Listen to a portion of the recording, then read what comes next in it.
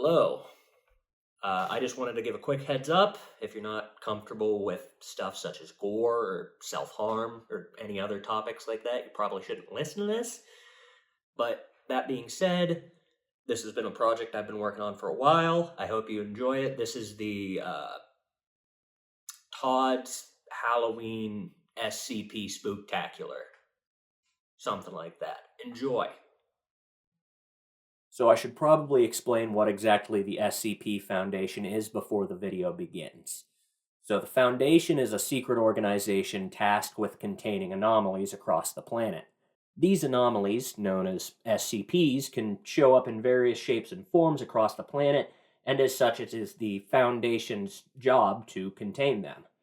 As such, there is a classification system for SCPs determining, well, how difficult they are to contain.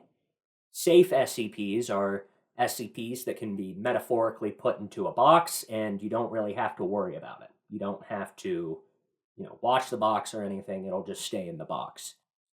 Euclid SCPs are SCPs that can be metaphorically put into a box, but usually that box needs to be maintained in some way, shape, or form to prevent that anomaly from breaching containment. Keter SCPs are the SCPs that are the most difficult to contain.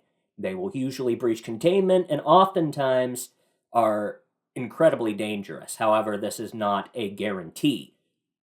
A Keter class means that it is hard to contain, not that it is dangerous.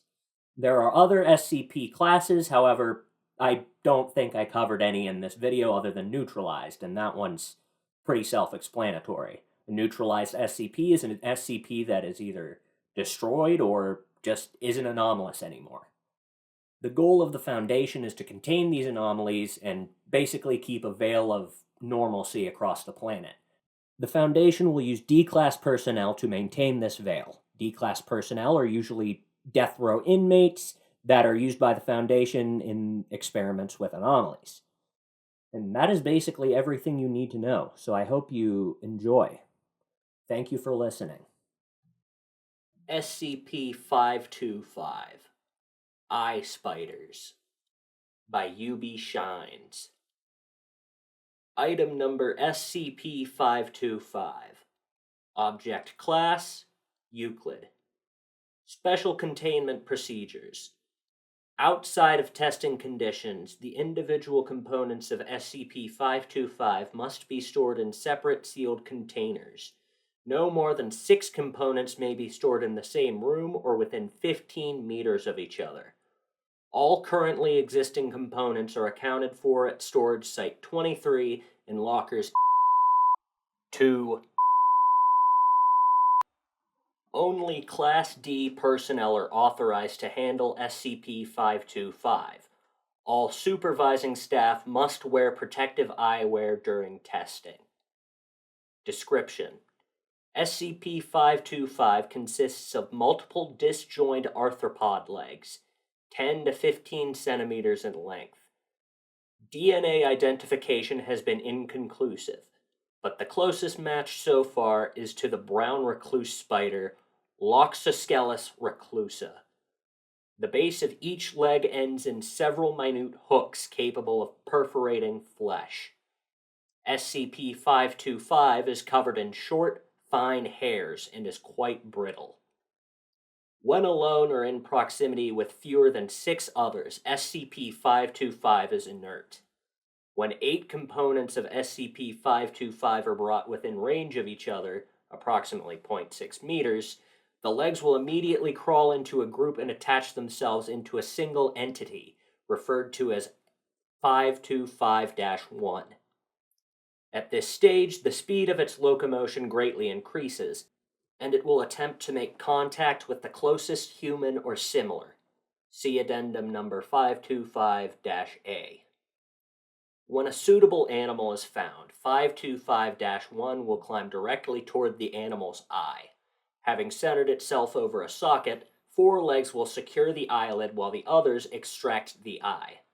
Despite 525-1's rapid movements, extreme care is taken not to damage the eye during the extraction. Data expunged, severing the optic nerves and central retinal vein. Once the eye is free from the original owner's socket, 525-1 will implant the base of each leg into the eye. Close inspection shows that the hooks at the base extend, effectively rooting the leg in position. If allowed to remain, 525-1 will lay what appears to be eggs in the socket of its host before climbing off. See document number 525-A. When in possession of an eye, 525-1 is no longer hostile, and its movement is somewhat impeded. Curiously, 525-1 does not respond to visual stimuli, suggesting that it does not use the eye for sight. Dissection of a chimpanzee eye taken by 525-1 and retained for a period of 1 week revealed the formation of data expunged. Over time, the eye dehydrates, eventually turning the same reddish color as SCP-525. After 2 to 3 weeks, 525-1 will abandon the eye and begin to search for another. Addendum number 525-A. 525 responds to most large to moderate-sized mammals. Reptiles, fish, and birds have provoked little response. When exposed to Crocodylus acutus, 525-1 attempted extraction, managing to blind the animal but otherwise failing. Thereafter, all instances of 525 have not responded to crocodiles, even those not present at the initial experiment. Document number 525-A. Observation log of subject D1548 after exposure to 525-1. Report compiled by Dr. Weiss. Dated 2000. Week 1. Medical staff on hand attend to D1548. 14 ovoids resembling opaque toad eggs discovered embedded in the extraocular muscles. 3 are removed and sent to the research lab. D1548 placed under quarantine. Week 2. D1548's injury is healing as normal. Eggs show marginal swelling. D1548 does not display unusual discomfort. Eggs stored in the lab have deliquesced. Week 3. D1548 complains of increasing phantom pressure in the socket. D1548 demands a mirror to inspect the injury. Request denied. Muscle tissue has healed over and obscured the eggs. Week 4. D1548 forcefully removes bandages and attempts to dig into the socket, is successfully restrained. 24 days after initial exposure, 11 fully formed components of SCP-525 erupt from D1548's socket and begin to coalesce, data expunged. Anything revolving eyeballs makes me incredibly squeamish, so the fact that it's also paired up with spiders, which I despise, awesome. It's awesome. SCP-1057, Absence of Shark, by SiriExMachina and Voct. Item number, SCP-1057. Object class, safe. Special containment procedures. SCP-1057 is kept in a reinforced glass containment tank 4 meters tall, 15 meters long, and 9 meters wide, filled with water which has been treated to replicate a temperate ocean environment. See document 1057-H-22 for specifications. Vegetation in SCP-1057's habitat is to be maintained twice a week. See document 1057-H-19 for specifications. It is forbidden to enter SCP-1057's tank for 30 minutes before and after feedings.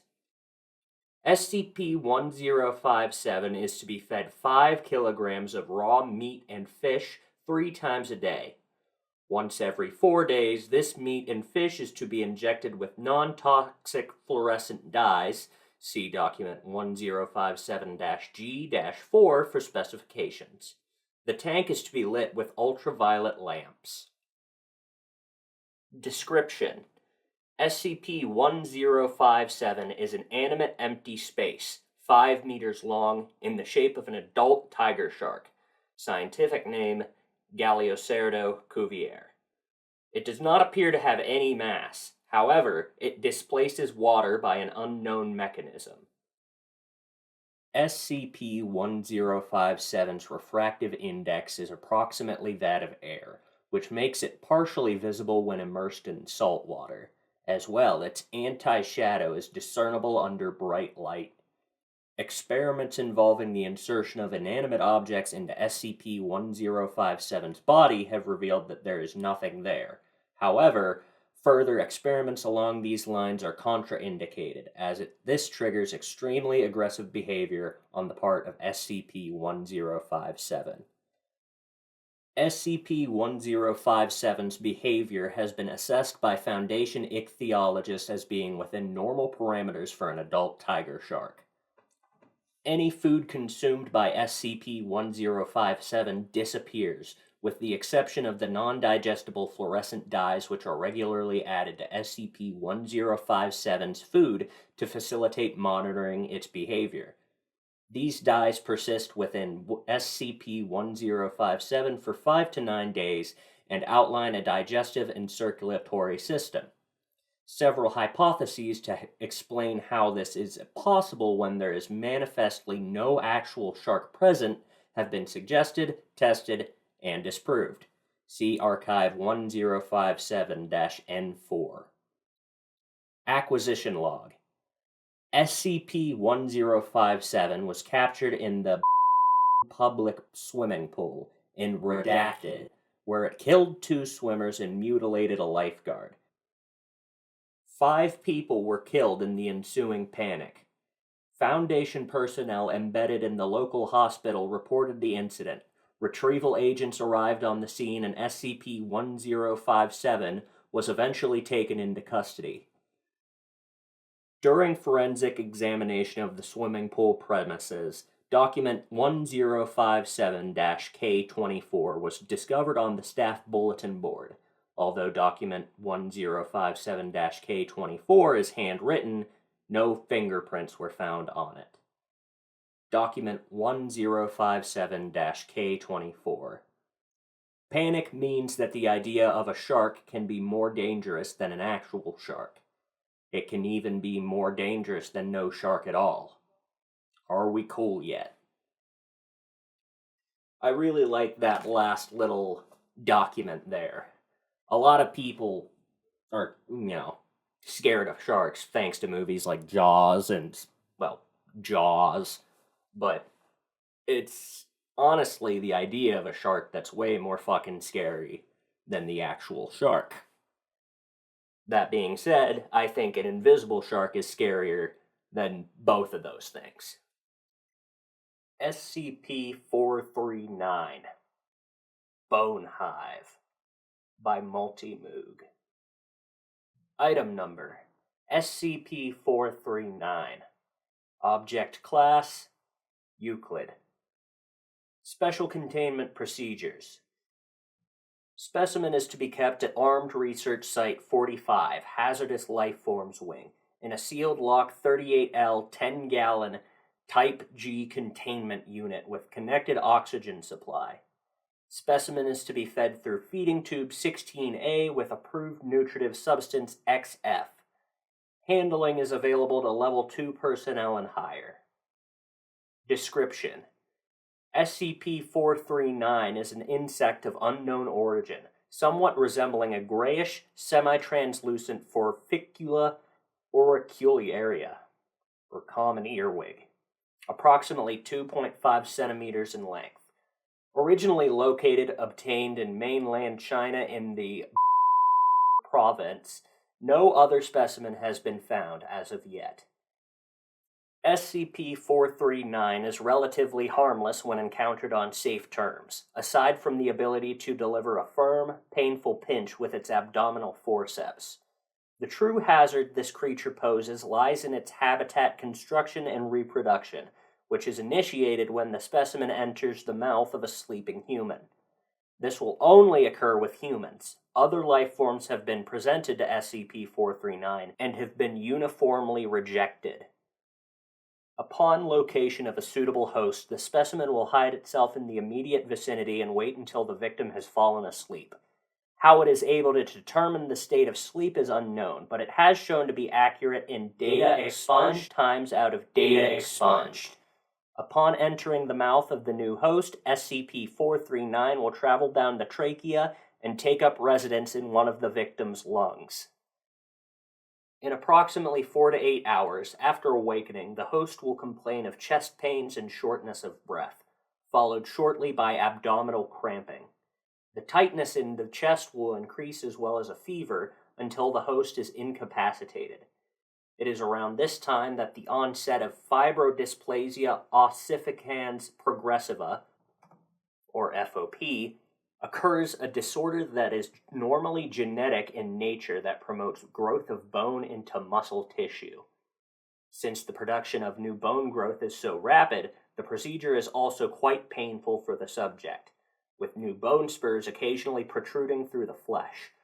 While this is happening, the host will become compelled to seek shelter in a darkened, enclosed space, such as inside household cabinetry, closets, or heating ductwork. Within the first 3 days without treatment, the host will become completely withdrawn and immobile due to the extreme pain of new bone growth coupled with difficulty breathing. At this point, the subject's body will begin the final stage of transformation into a bone hive. Having concealed itself in its new home, the body of the host will huddle in a fetal position. Entire portions of the skeletal structure will shift along data expunged until the host body is roughly spherical in nature and reduced to 3/4 its original size. New bone protrusions will continue to grow and, if possible, anchor the body permanently to its new location. The skeletal structure is almost completely unrecognizable, having been converted to a round cage to protect the internal organs and colony. At this point, transformation is complete. The original queen that entered the host will have produced 20 to 30,000 offspring that function as workers, drones, and warriors in a typical insect hive hierarchy.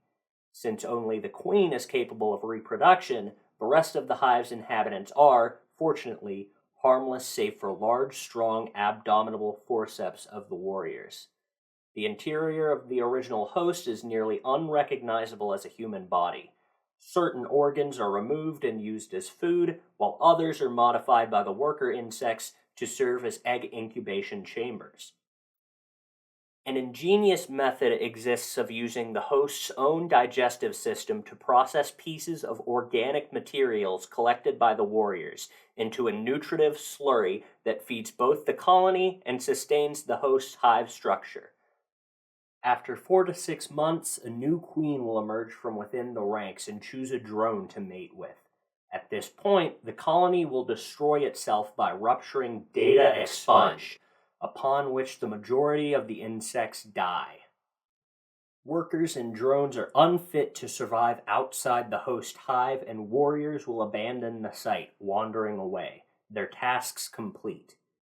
No food will be consumed by warriors that isn't nutritive slurry produced by the hive of origin. The new queen will venture out, fertilized, to search for her own new hive.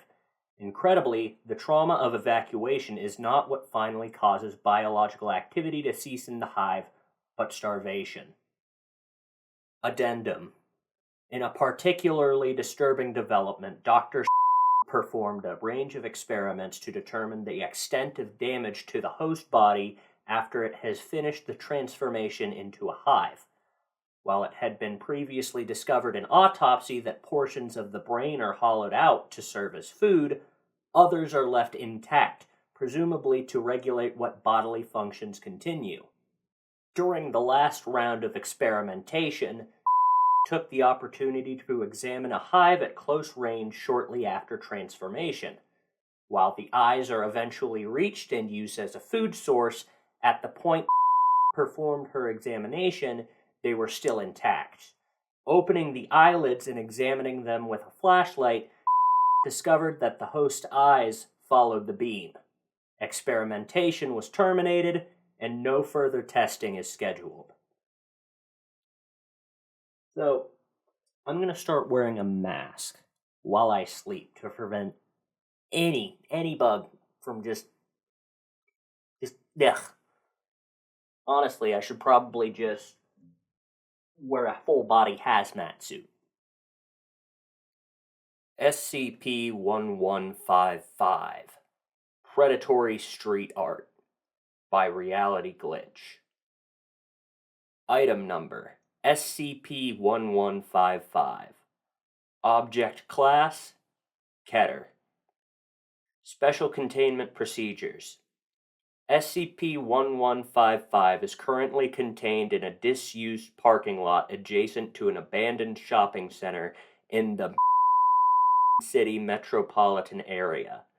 The building is to be marked condemned, and access to both it and the car park should be restricted by Foundation personnel posing as security guards from the front company. Civilians are to be deterred from entering the site and supplied with standard cover story 47, structural instability/sinkhole, if they inquire as to why. SCP-1155 must be kept under constant observation by motion tracking security cameras. If SCP-1155 is observed to vanish, Mobile Task Force Pi-1, City Slickers, should be notified immediately. Personnel should not routinely attempt to view SCP-1155 directly. Observation must be conducted remotely. Whatever flat surface that SCP-1155 is currently inhabiting should be obscured from view by any standard Class II enclosed mobile containment unit, or, in situations where this cannot be effected in a timely fashion, by obstructing it with a vehicle, storage container, or displaced rubble, provided that this can be done without damaging a 3-meter area around SCP-1155's image. This has since been stricken from the document, meaning it is no longer relevant. Following Incident 1155-B, it has been observed that completely enclosing SCP-1155 has a tendency to hasten a relocation event. Revised procedures now recommend the evacuation of the immediate area surrounding SCP-1155 to the minimum distance necessary to prevent contact with the general public, unless SCP-1155 manifests in a high visibility location or anywhere where preventing public egress is impossible. At the present time, SCP-1155 cannot be permanently contained by any known means. Approximately every 2 to 4 months, SCP-1155 has been observed to spontaneously relocate itself to other urban environments, moving as little as 15 meters from its current position up to a maximum observed distance of 800 kilometers. These relocation events can also be triggered by damage to the surface that SCP-1155 adheres to, interruption of an attack, or any attempt to reduce the size of SCP-1155's confinement space to prevent visual contact. Therefore, current containment efforts are centered around swiftly ascertaining SCP-1155's new location and isolating it from public view. When such a relocation event occurs, Mobile Task Force Pi-1 should be immediately deployed alongside local assets to locate the new site as quickly as possible, re-implement containment procedures, and detain any witnesses. Survivors of attacks should be detained, uninjured witnesses may be administered Class A amnestics, and then released. Description: SCP-1155 manifests as a work of street art/graffiti depicting the form of a humanoid creature with sinewy forelimbs, claw-like hands, and the head and feathers of an owl. The depicted pose is variable, but tends towards a predatory stance, with eyes that appear to track the viewer. Anyone viewing this image directly will experience a compulsion to investigate it further. Victims describe a nervous fascination and a desire to move closer. This can be resisted with effort, especially if the subject is aware of SCP-1155's anomalous properties. If a subject approaches to within 2 meters and is not in the line of sight of another person, they will be subject to a violent attack, suffering severe lacerations, dismemberment of extremities, whole or partial removal of soft body parts, and penetrating head trauma consistent with those that would be inflicted by a large beak and/or talons. The attack generally takes about 6 seconds to conclude, upon which both SCP-1155 and the victim will vanish, and SCP-1155 will reappear elsewhere in the usual manner of a relocation event within 7 days. Attacks can be halted before this event by re-establishing line of sight to the victim, but this is not recommended. See Record of Incident 1155-A. Attempts to track where the victims are taken by equipping test subjects with GPS locators have failed. Based on tested interruptions performed at predefined intervals, the attack follows a defined pattern. The victim will first be restrained and the eyes and tongue will be removed, rapidly followed by the amputation of the hands and feet. The victim will then be disemboweled and the intestines and stomach removed. Death usually follows due to shock or rapid exsanguination, but only if the attack is interrupted by visual contact. The fate of victims who disappear along with SCP-1155 at the conclusion of the attack is unknown. Addenda. Incident 1155-A. 2 surviving Class D personnel used for attack interruption tests were given medical treatment and kept alive in the aftermath of the event. Both were incoherent and could not adequately communicate what had happened to them, though D89786, whose eyes were removed during the attack, claimed to still be able to see and provided a description of a larder containing bodies of previous victims of SCP-1155, along with the entity itself. D89786 escaped from on-site quarters during a containment breach by SCP and was pursued by local law enforcement in nearby who were told he was a severely disturbed patient from a local mental hospital. Officer reports they saw the subject walking into an alleyway, but before they could apprehend, a scream was heard, and when they rounded the corner, it was found that D89786 had disappeared. The alleyway was a dead end with no visible exits. D89789, both eyes, tongue, hands, and feet removed before attack halted, was successfully transferred to Site. A period of rapid relocations was noted in SCP-1155, where it was observed in several public places with a posture that suggested hunting/tracking behavior. SCP-1155 appeared for several hours high up on the side of the building, in full view of many witnesses, who fortunately could not access it. In view of the difficulties of containment, Site Command made the decision to bring D89789 back into the city. SCP-1155 was observed to appear several times on walls, advertisement boards, and bridges along the transport vehicle's path. D89789 was observed to become increasingly agitated and hysterical during this process.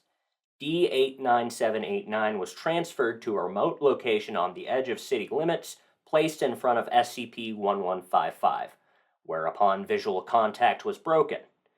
SCP-1155 and D89789 disappeared, and SCP-1155 resumed previous pattern of manageable relocation behavior.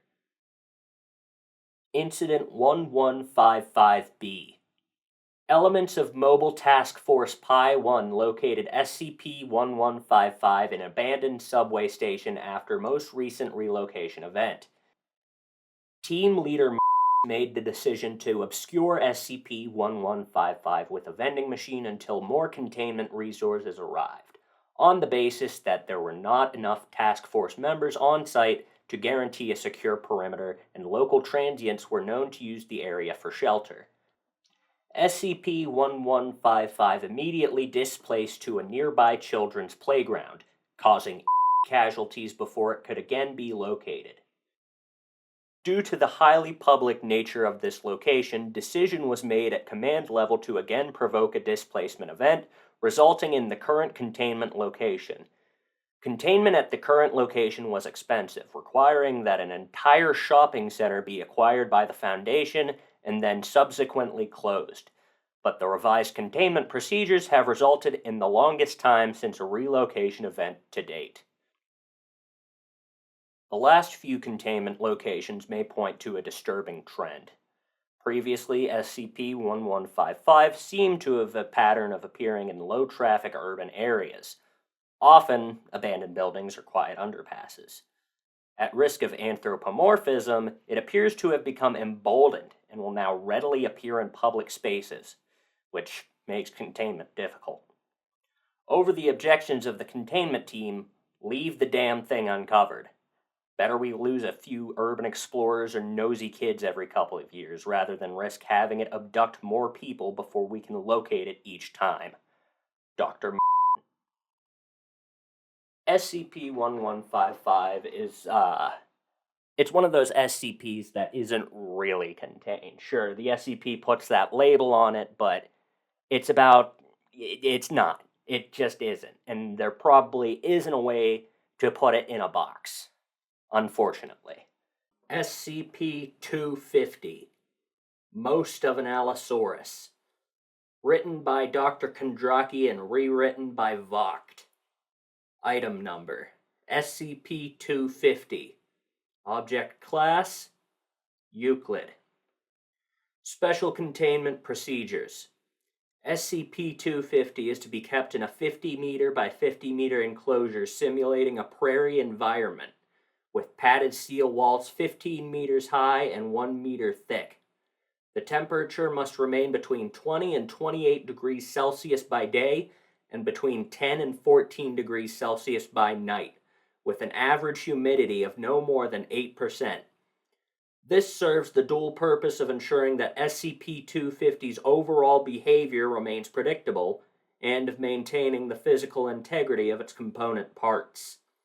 Vegetation within the enclosure is to be maintained on a weekly basis. See document 250MB48 for details.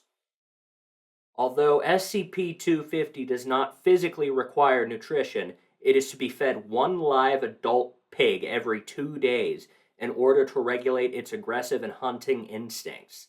The remnants of its meal are to be removed from its enclosure no less than 1 hour after the onset of its nightly dormancy period. This includes cleaning any residual biological debris from SCP-250's physical components with compressed air and whisk brooms. At no point during cleaning are any of SCP-250's physical components to be moved by more than 1 meter in any direction, as this risks disrupting its dormancy. Dormancy ends within 5 minutes of sunrise. Access to SCP-250's containment during its activity period is prohibited. Description: SCP-250 is the animate fossil skeleton of an allosaur, originally identified as Allosaurus fragilis. However, an incomplete scientific article found in the personal effects of paleontologist Dr. indicates that this classification may have been erroneous. SCP-250 emulates what are presumed to have been the standard daily activities of a living Allosaurus. It wanders its enclosure by day, enters a state of dormancy by night, and will attempt to kill and devour anything which it perceives as suitable prey, including humans. Its lack of organs does not seem to affect its behavior in any way, except in that the remains of any prey it consumes will inevitably fall out of the gaps in its skull, neck, and rib cage, at which point it ignores them. SCP-250 was first excavated as an 80% complete skeleton in 19. Records from the excavation do not include any report of anomalies. In 19, it was transferred to the Museum of in where it was assembled, mounted, and put on display. On the night of 2000, SCP-2050 seized and killed an intruder to the museum. Although damage to the intruder's remains was so extensive as to render forensic identification impractical, they were conclusively shown to not be those of paleontologist Dr. whose office in the museum was extensively vandalized that night and who has not been seen since. Foundation personnel embedded within museum staff reported the incident, and SCP-250 was taken into custody. So, this was a nice little fun one, Night of the Museum inspired in a way. I think it's hard not to like dinosaurs, That's why I picked this one. I was like, ooh, I like that. I like that one. SCP-513, a cowbell. Written by beefwit. Item number, SCP-513. Object class, Euclid. Special containment procedures. SCP-513 is to be suspended in a 1 cubic meter block of gelatin and contained within a soundproofed, climate-controlled cell. The gelatin must be inspected daily for any degradation or loss of integrity. An emergency inspection will be carried out immediately following any earthquake, explosion, or sonic event grade 2 or higher. Personnel performing the inspection are to wear earplugs and active noise-canceling earmuffs at all times while inside SCP-513's cell. If the gelatin cube shows any signs of degradation, such as rips, tears, splits, liquefaction, or mold, SCP-513 is to be immediately removed and suspended within a replacement cube by a team of surgically deafened Class D personnel. No other personnel are to enter the cell during this procedure. Any sentient beings exposed to SCP-513 are to be monitored by at least 2 security personnel at all times. Under absolutely no circumstances may exposure victims be administered sedatives or allowed to fall unconscious. Any victim who does fall unconscious is to be terminated immediately. Class D personnel are to be terminated at the first sign of mental degradation. All other exposure victims may be terminated at their request. If possible, SCP-513-3 is to be apprehended on site. Description: physically, SCP-513 is an unremarkable rusty cowbell. No marks or engravings are visible on its surface due to the large amount of corrosion. Attempts to remove the rust chemically or mechanically have had no success. SCP-513 was recovered by Agent while carrying out Containment Reestablishment Procedure MU at Site. SCP-513's clapper was firmly held in place by several strips of duct tape. A single scrap of paper was found along with SCP-513. See addendum. Any noise produced by SCP-513 immediately induces strong anxiety in all sentient beings who hear it, regardless of their previous mental status. Exposure victims report feelings of being watched by an unseen entity and present elevated heart rates and blood pressure.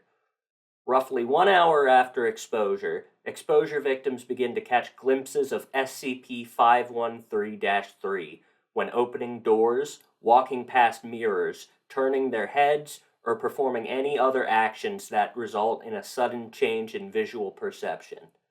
Upon being sighted, SCP-513-1 reportedly turns away and runs out of view before disappearing without a trace. Questioning of bystanders indicates that SCP-513-1 is invisible to those who have not been exposed to SCP-513. Sightings of SCP-513-3 reoccur every 14 to 237 minutes. This stalking behavior inevitably causes extreme sleep deprivation, as victims are frequently disturbed by SCP-513-1's presence in their quarters. Victims able to fall asleep before SCP-513-1's appearance report being physically assaulted by it. Upon the victim's awakening, SCP-513-1 flees as usual. See Experiment Log 513. This sleep deprivation, along with the mental stress caused by SCP-513-1's behavior, invariably induces paranoia, aggression, hypervigilance, and depression. All test cases but one have ended with the test subject's death. Descriptions of SCP-513-1's appearance are largely unreliable. Test subjects are unable to provide complete accounts of sightings due to their exhaustion, degraded mental health, and disruptive hypervigilance. However, all interrogations thus far indicate that SCP-513-1 is a tall, emaciated humanoid with abnormally large hands. Addendum. Text recovered from site. You've seen it, now he can hear you. You've touched it, now he can see you. Never ring it. If you hear it, he can touch you. SCP-513 is another one of those classic SCPs that just really gets the job done in as little time as possible. You know, short, sweet, to the point. I really think it's funny that they emphasize trying to apprehend the entity on site, as if that's going to happen at all. SCP-1833, Class of 76, by Anonymous. Item Number, SCP-1833. Object Class, Safe. Special Containment Procedures. SCP-1833 is to be contained in a standard containment locker located in Site-77 Safe SCP Wing. No personnel other than Class D personnel are authorized to handle SCP-1833. Description: SCP-1833 is a copy of the 1976 edition High School Yearbook. Its appearance is consistent with other copies of the book and appears to have normal wear for an object of its age. The yearbook is entitled Reflections of 76. It is a hardcover and contains exactly 50 pages. The book is divided into 5 sections: a collection of student photographs, photographs from around the school year, club photos, photos from athletic events, and an autograph section. When SCP-1833 is read by any person who has graduated from high school, the object's anomalous effect will initiate. The individual, hereafter referred to as the subject, who reads SCP-1833 will perceive it as their own high school yearbook, containing messages left by persons with whom they associated socially during their high school years.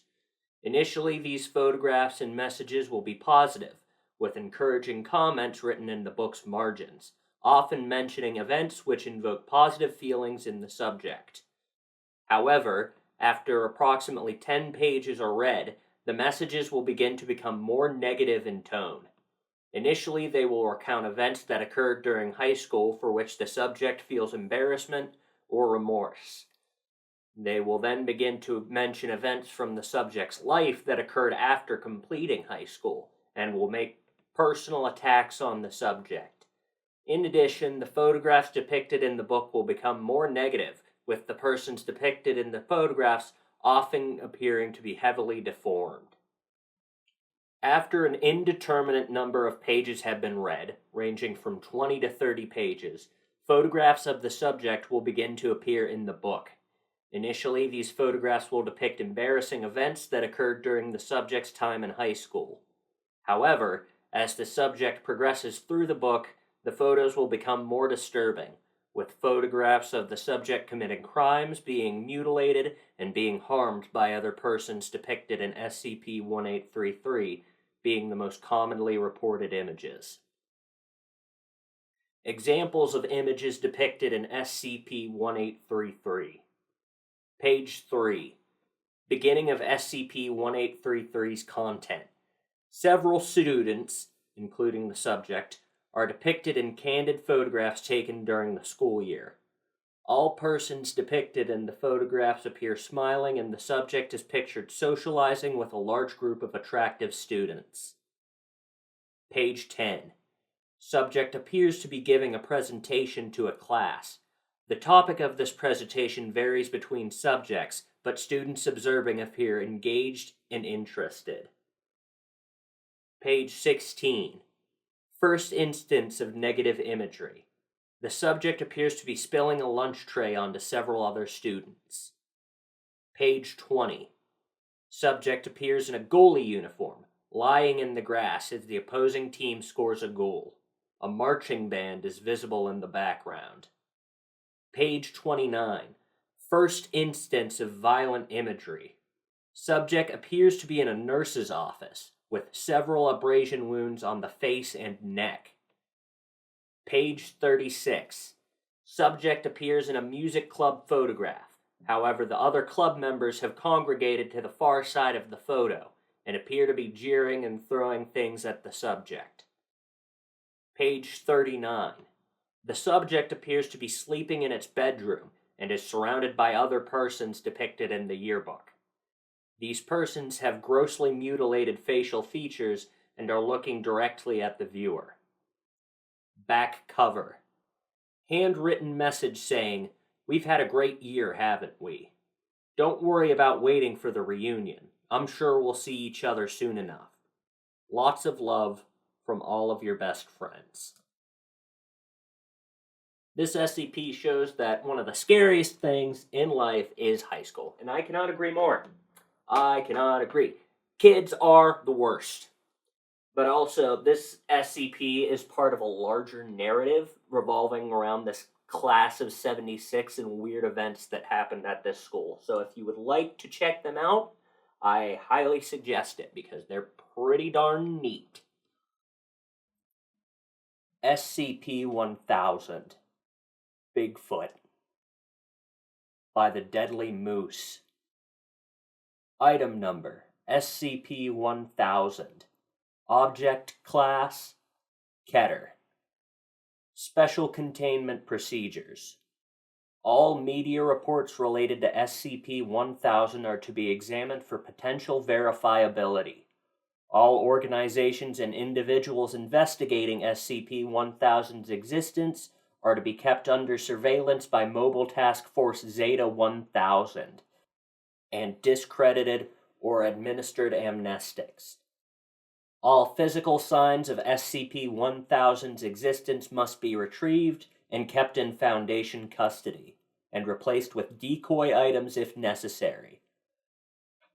Alleged sightings of SCP-1000 must always be investigated by MTF Zeta-1000, however trivial the claim.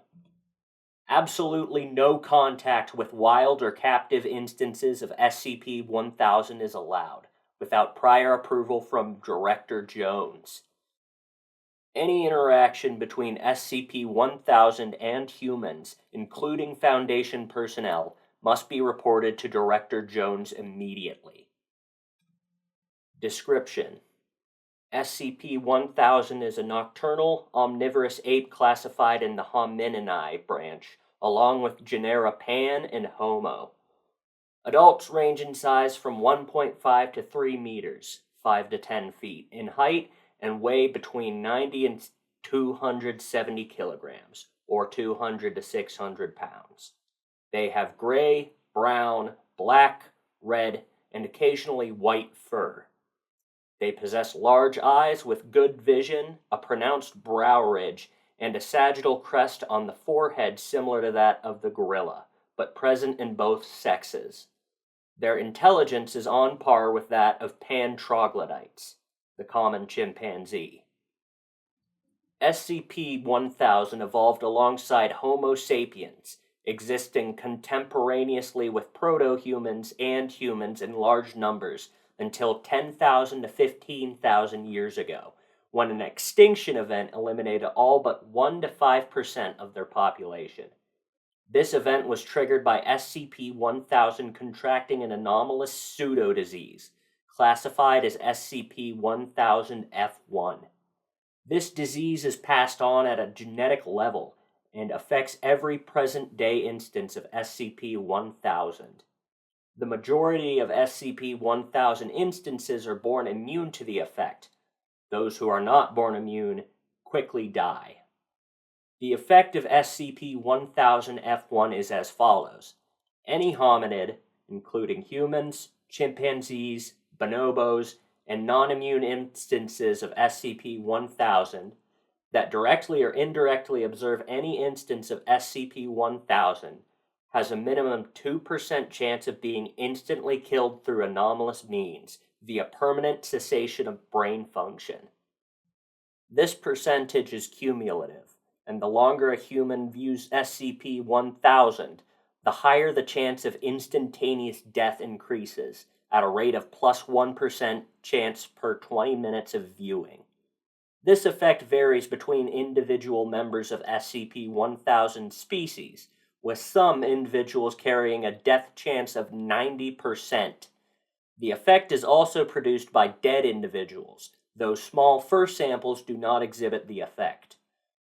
Known means of preventing this effect are small-scale only and include redacted.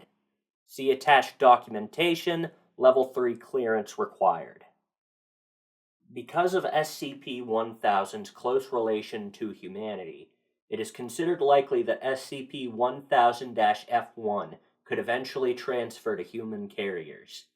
Any instance of SCP-1000 finding its way to a major population center could constitute an class end-of-world scenario with a minimum death toll of redacted and possible extinction of humanity. Fortunately, SCP-1000 appears to instinctively avoid human contact. It is not currently feasible to exterminate SCP-1000 entirely.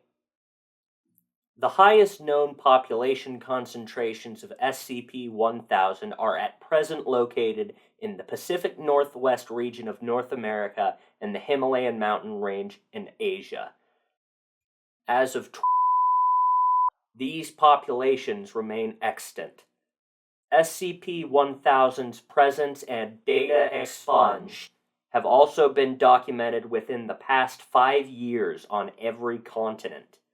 All known significant populations of SCP-1000 located near human population centers have been eliminated.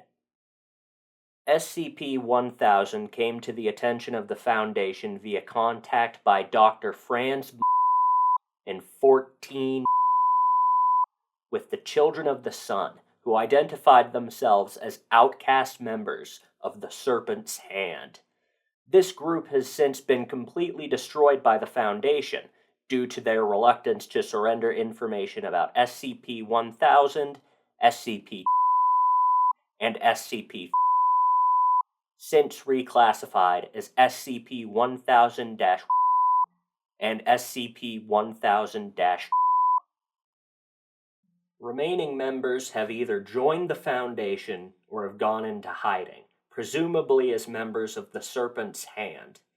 Weapons, tools, and other unique pseudo-technological resources in possession of the organization have been classified as SCP-1000-001 through SCP-1000-.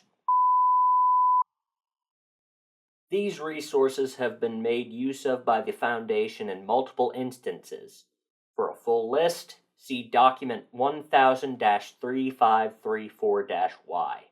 Level 3 clearance required. Access to surviving ex-members of the Children of the Sun is restricted to personnel with clearance level 4-1000, unless given direct authorization for contact by Director Jones. Further information is available to personnel with clearance level 3-1000 or above. Personnel with clearance level 3-1000 or above are required to read Document Alpha 1596-1000. Addendum 10466-X. Update to Special Containment Procedures. As of SCP-1000 Special Containment Procedures no longer include Procedure 516 Lumina. Data expunged indicates that SCP-1000 may be developing a resistance to the sonic element data expunged. Will not develop further so that Procedure 516-Lumina can still be used in emergency situations. Investigation into alternate means of reliably keeping SCP-1000 away from human population centers is underway. Whether SCP-1000 resistance to Procedure 516-Lumina was calculated, and as such may be a sign of SCP-1000 redacted, or coincidental, by chance of natural species variation, is not known at this time. Level 3 clearance required. Document Alpha 1596-1000. Missive from Director Jones. You've probably heard the rumors before now. Everyone without the clearance level to know better wants to get their dig in.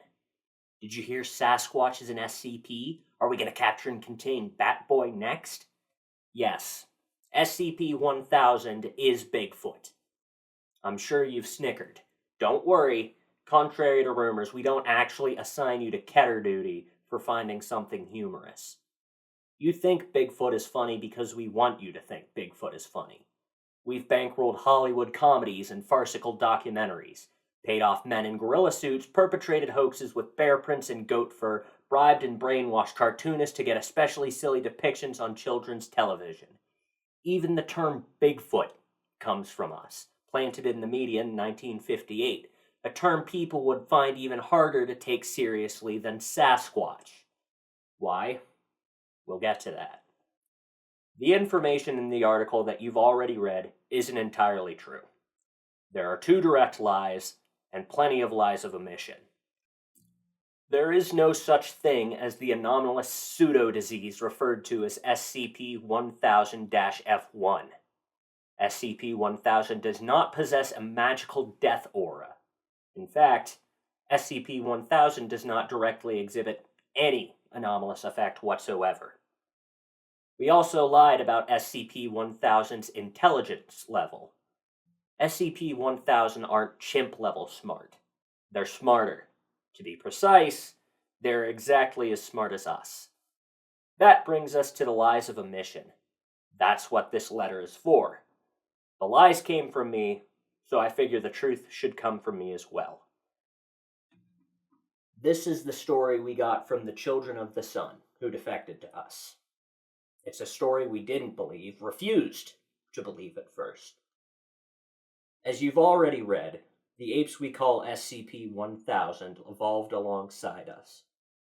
We walked in the daytime, they walked in the nighttime, our nocturnal siblings in the shadows. But while we were still wandering hunter-gatherers, they changed, like we would, a few thousand years later.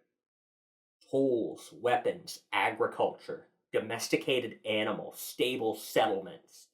As humanity blinked in the Pleistocene sun, SCP-1000's population exploded across the night. They blanketed the planet in the tens of billions. They made things that we still can't comprehend, even though we've thoroughly studied the surviving pieces. Organic technology. They made trees and birds of prey grow into fast-moving ships, herds of animals that became trains, bushes that became flying vehicles. From insects and pigeons, they made things equivalent to cell phones, televisions, computers, atomic bombs. The children described vast, shining cities stretching across glaciers and penetrating the deepest caverns, grown skyships of ivory and spider silk, creatures tending them with hundreds of blinking eyes. We were rare, like gorillas now. A few 100,000 left at best. We avoided their settlements just like wild animals today avoid ours. SCP-1000 understood we were intelligent like them, but avoided us, just as we avoided them. Saw us as fairies, as gnomes, ascribed us supernatural powers, said we ate bad children while they slept in daylight. They fenced off our dwindling wild populations in conservatories, outlawed poaching, but in the underground consumed our bones as aphrodisiacs. Then their civilization fell, and we did it.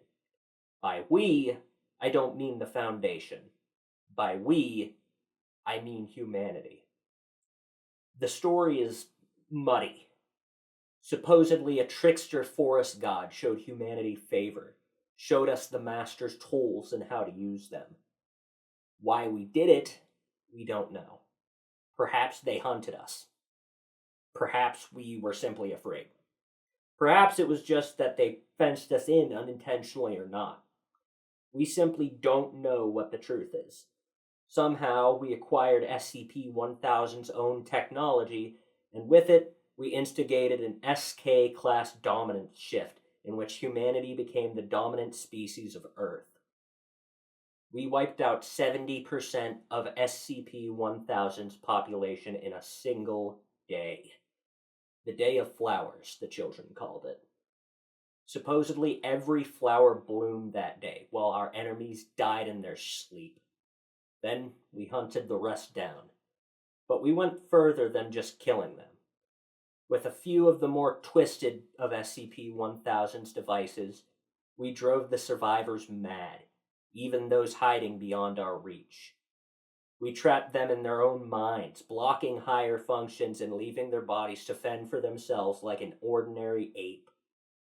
We slaughtered their living machines and burned down their vast shining cities with SCP-1000's bioweapons that reduced everything to slurry and dust that washed or blew away in spring rain and wind.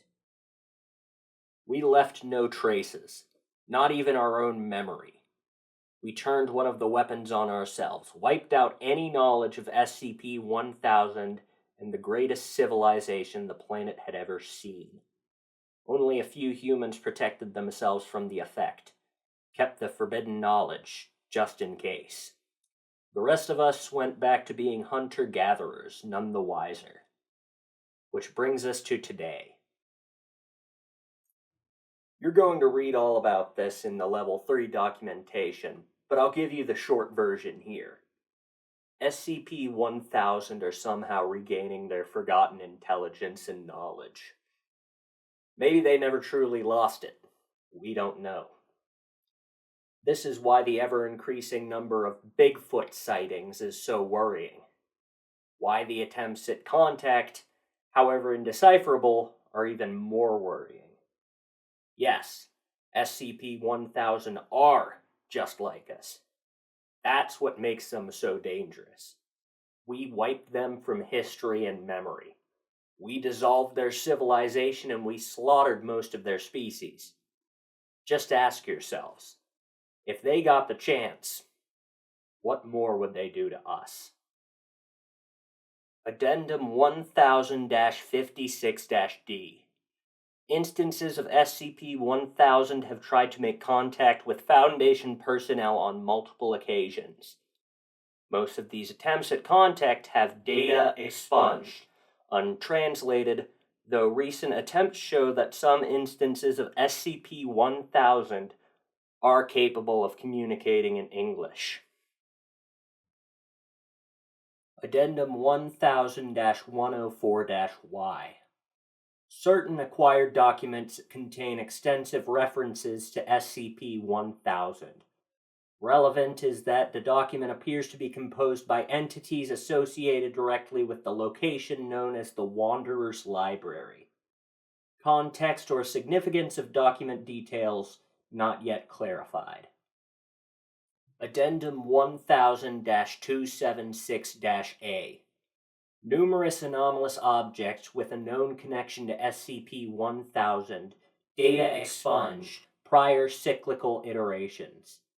As one example, SCP-2273 may not have a point of origin in a parallel timeline, but instead a prior iteration. SCP-2932, SCP-2511, and other sources of living cultural insight into SCP-1000, or a variation, all present consistent inconsistencies, which may be used to create a fuller picture of the nature of these iterations, though conclusions are uncertain. Addendum 1000-276-Q. Special Report Data Expunged.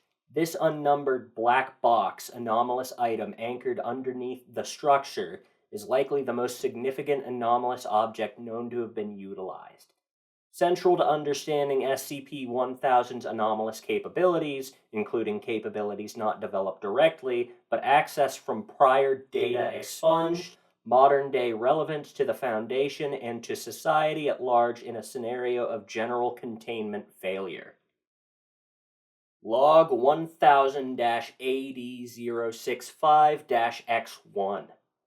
The following is a rough translation of recent SCP-1000 attempt at communication with Foundation personnel on. See attached documentation. We forgive you. Given choice for now, not forever. Let us back in. SCP-1000 is another one of those SCPs that it's a classic. I'm going to say this for a lot of these, but I love it. It's good. It's so good. It's one of those SCPs that really, I like to call it a connector SCP, because it connects to so many different pieces of this universe. I absolutely love that last line from one of these instances being like, we're not gonna, we won't hurt you, but if it comes to this, we will. Chilling stuff. Not really a scary SCP, but definitely a little depressing. SCP-775, Hungry Ticks, by Dr. Gears. Item number, SCP-775. Object Class, Keter. Special Containment Procedures. Interaction with SCP-775 is to be carried out via robotic assistance whenever possible. Should direct human interaction be required, all staff must wear the MK2 Contained Atmosphere Armored Hazmat Suit at all times. Should any tear be found in a suit, the subject must be immediately placed in quarantine and checked for signs of infestation. Containment area must be coated in a layer of plate steel, with all joints and seams made as tight as possible without compromising structural integrity. A 2-part airlock seal is to be maintained as the single access point to the containment area. Airlocks will be flooded with bleach if any unit of SCP-775 is detected within the airlock and remain flooded for 5 minutes, or until all SCP-775 have been terminated. Containment area is to be sprayed with bleach on a monthly basis to maintain population density. Feedings are not to exceed twice data expunged, provided only at the discretion of Site Command. Description: SCP-775 appears to be a form of arachnid of the order Ixodida, more commonly known as the tick. It is of a significantly larger size, with most unengorged adults reaching a size comparable with a U.S. nickel. Coloration varies between black, red, yellow, gray, and various shades of each. Adults possess 8 legs, while juveniles possess only 6. SCP-775 is capable of making small leaps and travels very rapidly along solid surfaces. SCP-775 shares the trait of a flexible body structure, but is much more robust than the common tick, capable of surviving crushing, cutting, or tearing with little to no damage, and capable of flattening out to slide through 0.25 centimeter gaps. SCP-775 is also capable of swelling up to 4 times its original size during feeding, although this does slightly hamper its ability to move. The legs of SCP-775 are also very strong and are capable of damaging concrete over time. SCP-775 feeds in a manner similar to the common tick, but more extensively. SCP-775 injects both an enzyme to increase blood flow and one that begins to liquefy other tissues. This enzyme will attack all tissues except those making up the layers of skin. SCP-775 will then eat the blood and liquefied tissue until it is totally engorged. It will then lay an egg sac containing 20 to 30 new SCP-775 on or near the host subject, and then resume feeding.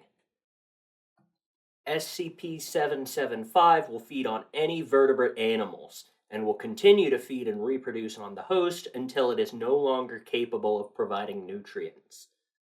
Young SCP-775 will often burrow under the skin and attempt to feed on liquefying tissues directly.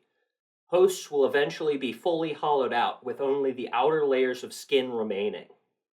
SCP-775 will then fill the skin with eggs, then depart to find a new host. Hosts in advanced stages of infestation are described as taking on a bloated or misshapen form, many times with multiple SCP-775 attached to many places of the body. Nest skins are often filled to the maximum capacity that the skin is capable of holding. SCP-775 is capable of reproducing offspring 2 days after hatching, with eggs taking 24 to 30 hours to hatch on average. This accelerated life cycle and ability to resist most forms of physical damage cause SCP-775 to undergo an almost continuous population explosion. Bleach appears to be effective in controlling SCP-775, with most dying after several minutes of being submerged. Notes on recovery. SCP-775 was first encountered, data expunged. The Stull family appears to have been the first infected. Recovery teams found only an adult male and a juvenile female still living in the home, presumed to be aged and aged Stull. Both were in very advanced stages of infestation, making identification difficult. Most members of SCP-775 appeared to have attached to the hands, feet, face, and abdomen of the subjects. The remaining family members were found in the basement being used as nests by SCP-775, with one of the skins already burst and discarded. Several thousand units of SCP-775 were present in the home, and it is unknown if the subjects used as nests were transported to the basement by SCP-775, the remaining family members, or expired there naturally. Evidence collected from the nests indicate that the biology and reproductive cycle of SCP-775 may share aspects with SCP-1655. If nests containing instances of either are discovered, they must be destroyed. This was a very difficult read for two main reasons. One, ticks are fucking disgusting. Like, plain and simple. This was rough to do without gagging. Secondly, I cannot for the life of me pronounce the word Ixodida. There we go. Ixodida. There. SCP-221. Compulsion Tweezers by Arlecchino. Item number SCP-221. Object Class Safe. Special Containment Procedures. SCP-221 is to be kept in a locked container where it cannot be removed except for further testing by Security Clearance Level 2 personnel. The container is a 15.25 cm by 15.25 cm steel box with a cushioned interior with an internal locking system. The container is to be placed in a locked room with a guard to ensure that SCP-221 is not taken. Description: SCP-221 is a pair of tweezers made out of gold, made in the 16th or 17th century. After subject testing, it was noted that the damaged areas which had been used to gather material samples were smaller than they had been prior to the test. It is currently theorized that SCP-221 uses the minute amounts of gold in the human body to regenerate damage to itself. Subject testing revealed that SCP-221 creates a highly focused case of obsessive-compulsive disorder in any person which uses it on their own body. Subjects will utilize SCP-221 to slowly remove any and all hair from their body before removing finger and toenails, as well as teeth, culminating with the removal of organs, both the external, such as the eyes and skin, and the internal, such as the liver and the pancreas, using their hands if SCP-221 is not effective, though SCP-221 will never be set aside during this process and remains gripped in one of the subject's hands. If SCP-221 is taken away from the subject, they become violent and manic and will use their hands to continue the process, albeit in a less careful manner. It is to be noted that the progression of this behavior is different for each subject, but no less fatal. SCP-221 came into Foundation possession after reports of a human being who was data expunged. Foundation personnel retrieved SCP-221 within 10 hours of the original report. Addendum. Test Log 221-1. The test subject, a D-Class, was ordered to use SCP-221 to remove his eyebrow hair. While the subject was initially unenthusiastic about his task, after the first 10 minutes he began to more actively pluck out his own eyebrow hair, and after completely denuding his brow, removed on to plucking out his eyelashes, despite repeated assertions that the test was over. When released after SCP-221 was taken out of the room, he began to pluck out his eyelashes with his own fingers, completely removing all of them before moving on to his toenails. The subject completely removed his toe and fingernails before yelling and smashing his own face against a wall. The reason for this outburst became apparent when he reached into his mouth and began ripping out his now loosened teeth. Eventually, the subject died from blood loss and shock, halfway through the task of pulling out his own internal organs. Test Log 221-2. The test subjects were 2 Class D personnel. Test Subject 1, ordered to use SCP-221 on the other Class D, Test Subject 2. After 15 minutes, the test subjects began to argue about how the holder of SCP-221 was using it on the other. The test subjects began to fight for the use of SCP-221. Test Subject 1 used SCP-221 to stab Test Subject 2 through the eye, piercing into the brain, immediately killing him. Test Subject 1 began to use SCP-221 to remove his own eyelashes, continuing to his teeth and eyes. Test Subject 1 died of blood loss after removing 73% of the skin on his body. SCP-221 is a particularly, it's pretty brutal. Definitely, ugh. SCP-5531. Fish, fish, fish, fish, fish. By Joreth. Item Number: SCP-5531. Object Class: Euclid.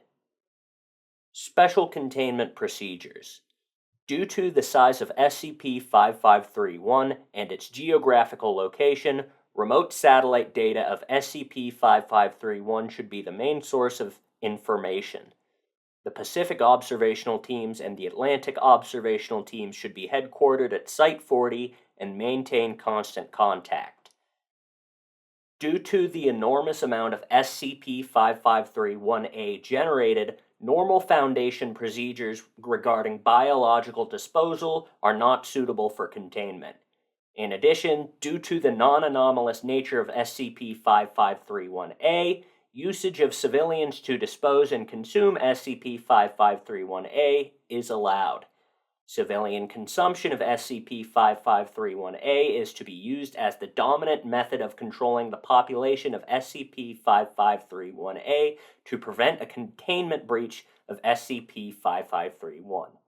See additional addendum for updates regarding the consumption of SCP-5531-A. Description: SCP-5531 is a series of widespread volcanic vents found at tectonic plate boundaries in the oceans of the Northern Hemisphere, including along the Mid-Atlantic Ridge and the northern portions of the Ring of Fire. SCP-5531-A are species of fish in the order Salmoniformes, which includes char, trout, and most importantly, salmon. All species of salmon, including Orcahynchus, Salmo, and Salvelinus, are believed to be part of SCP-5531-A. While difficult to verify, it is believed that all species of salmon are instances of SCP-5531-A, and there does not exist salmon that is not a result of SCP-5531. The main anomaly affecting SCP-5531 is that mature instances of SCP-5531-A are continuously observed to exit SCP-5531. Due to the sheer number of vents in both oceans, the number of SCP-5531-A generated per day across the ocean is estimated to be around 10,000, accounting for around 14 million metric tons of biomass per year despite no clear origin. Genetic testing revealed that SCP-5531-A have very little genetic variation among its own species. Despite this, SCP-5531-A still undergoes sexual reproduction, with female instances producing valuable roe that is considered a delicacy. Testing revealed that while SCP-5531-A have anomalous origins, there are no other observable anomalies associated. Consumption of SCP-5531-A is deemed safe. The Northern Atlantic anomaly of SCP-5531 was well known by Norwegian fishermen for hundreds of years, who mistakenly assumed that cave dwelling is a part of salmon ecology. The true nature of SCP-5531-A was not understood until observation of SCP blocked off civilian fishing vessels from the Bering Islands for several years, in which the exponential population explosion of salmon led to the discovery linking the Pacific anomaly to the Atlantic one. Due to the widespread popularity of salmon, the Overseer Council voted almost unanimously, 12-1, to allow civilian disposal methods. The sheer amount of biomass generated each year from SCP-5531 would be impossible to achieve only using the Foundation's resources.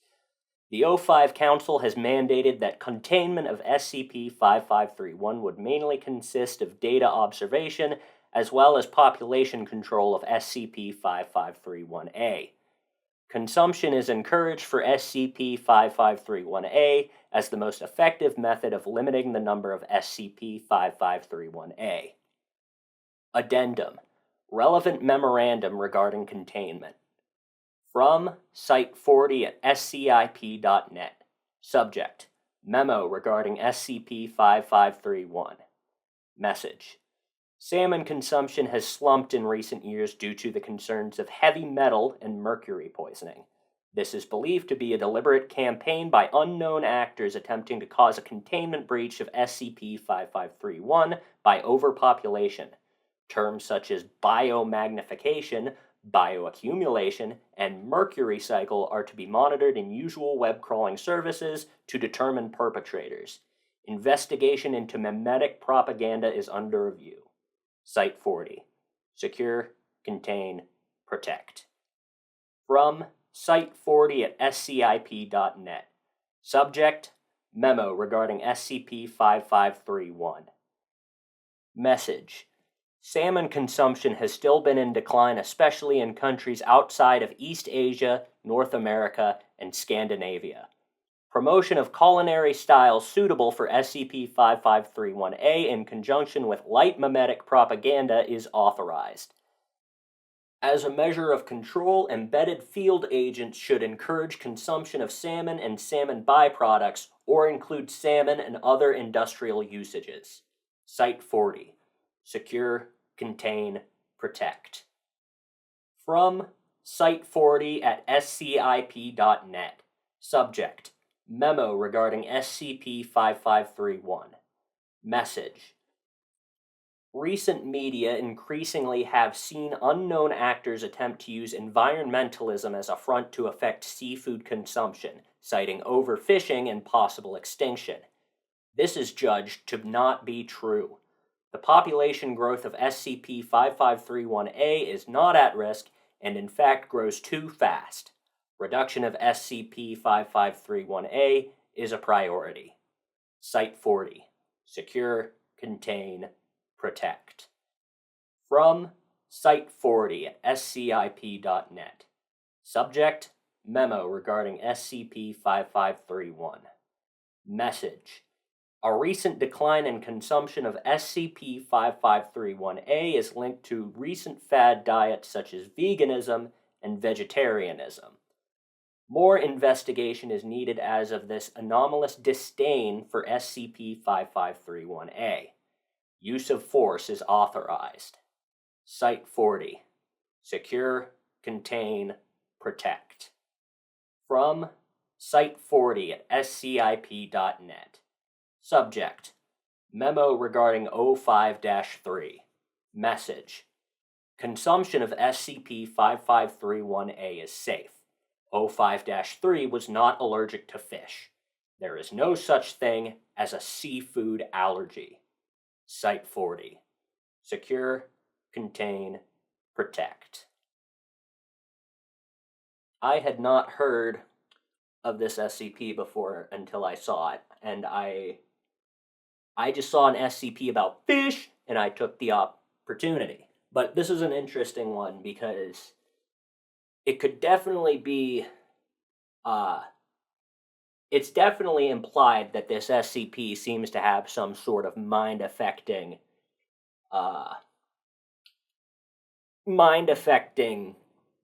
effect on people. That being said, salmon is delicious, so I'm not complaining. SCP-3166. You have no idea how alone you are, Garfield. By Tanhony. Item number: SCP-3166. Object Class: Euclid. Special Containment Procedures. The Garfield media franchise is to remain active and successful for as long as feasibly possible.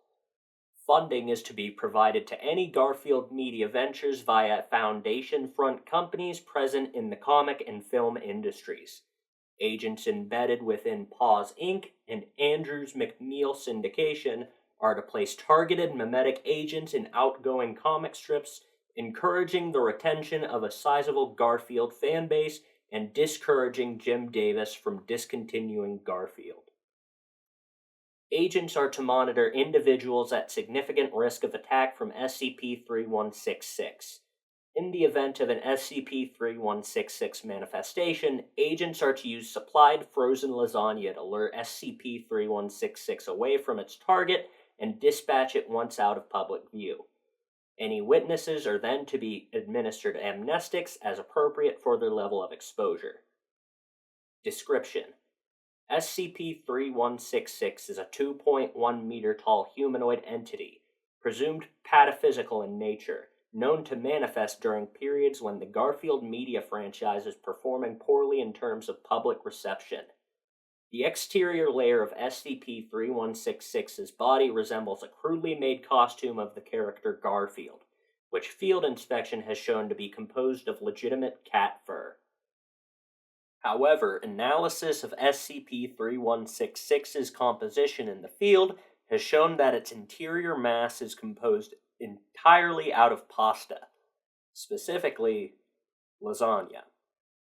Upon the criteria for its manifestation being met, SCP-3166 will appear in the vicinity of a suitable individual, hereafter referred to as the target, and moves towards their location. Known targets of SCP-3166 have included individuals prominently involved in rival media to the Garfield franchise, individuals formerly involved in the production of the Garfield comic strip, individuals involved in parodies of the Garfield franchise, vocal critics of the Garfield franchise, Garfield creator Jim Davis. Upon reaching its target, SCP-3166 will attempt to inflict bodily harm upon them through a mixture of blunt force using nearby objects and force feeding of lasagna obtained through self-disembowelment. During this process, SCP-3166 will vocalize by meowing, purring, and screeching in a manner similar to an extremely agitated cat. Lasagna outside SCP-3166's mass has proven to be an effective form of bait for the entity, as upon seeing it, SCP-3166 will abandon its original goal and instead attempt to incorporate the pasta into itself. SCP-3166 first manifested on 10/23/1989 within the Chicago offices of the United Media, who were the publishers of the Garfield comic strip at the time. Upon manifestation, SCP-3166 wandered around the offices in a confused and distressed manner before indiscriminately assaulting any individuals present after security attempted to apprehend it. It demanifested 20 minutes later. Foundation agents responding to the situation distributed amnestics as appropriate. Over the course of the following week, similar manifestations took place at a number of United Media offices around the country, ending on 10/29/1989. Following that date, SCP-3166 altered its behavior to its current form. See the week of Garfield comic strips beginning on 10/23/1989 in Supplementary Document 3166-1 for additional context on pataphysical awakening. Initially, individuals involved with production of Garfield comic strips claimed to have no memory on working on that week's strips. All researchers working on SCP-3166 containment are to familiarize themselves on this material. Addendum 3166-1. Using tissue samples taken by Agent Muller during SCP-3166's most recent manifestation, genetic analysis of the meat present within the lasagna has shown it to be genetically identical to Garfield creator Jim Davis. The implications of this are currently unclear. However, during surveillance of Mr. Davis by containment teams, he has complained of severe mosquito bites in the night on a number of occasions immediately preceding SCP-3166 manifestations. So, this is definitely one of the goofier SCPs. I mean, it is a goofy SCP, but I just really like the idea of someone having to be a Garfield expert just to keep this thing under lock and key. And there really isn't, I mean, you kind of just gotta beat the crap out of it by luring it in with lasagna, you know? Not much else you can do about it. SCP-323 Wendigo Skull by Unknown. Item Number SCP-323. Object Class Euclid. Special Containment Procedures. SCP-323 is to be kept in a 17 meter by 17 meter by 17 meter concrete containment cell in Site-91. The object is to be restrained in the center of the cell within a 1 meter cubed container of 8.8 centimeter thick, transparent armor lined with one-way laminate, which is to be fit with one electronically locked access port. This container is to be internally lit, with the surrounding cell kept dimmer to facilitate the one-way laminate. The cell is to be surveyed remotely at all times, and any signs of activity are to be reported. No personnel are to enter SCP-323's containment cell except to examine the integrity of SCP-323's restraint measures. The restraint measures are to be examined bi-weekly, and any signs of damage are to be repaired immediately. All personnel who enter SCP-323's containment cell are to be accompanied by an armed guard. Personnel are not to be within SCP-323's containment cell for longer than 45 minutes, and any communication around SCP-323 is to be written or spoken in a language other than English or French. In the event that SCP-323 breaches containment and an instance of SCP-323-1 is formed, personnel are to evacuate Site-91 and the site is to be locked down. Remote units are to be deployed to destroy the body of SCP-323-1. Following this, armed personnel may be sent in to re-establish the containment of SCP-323. Description: SCP-323 is the skull of an unidentified cervid measuring 55 centimeters long, 27 centimeters wide, and 31 centimeters tall, with a pair of antlers measuring 35 centimeters tall and 46 centimeters from tip to tip, growing from the left and right side of SCP-323.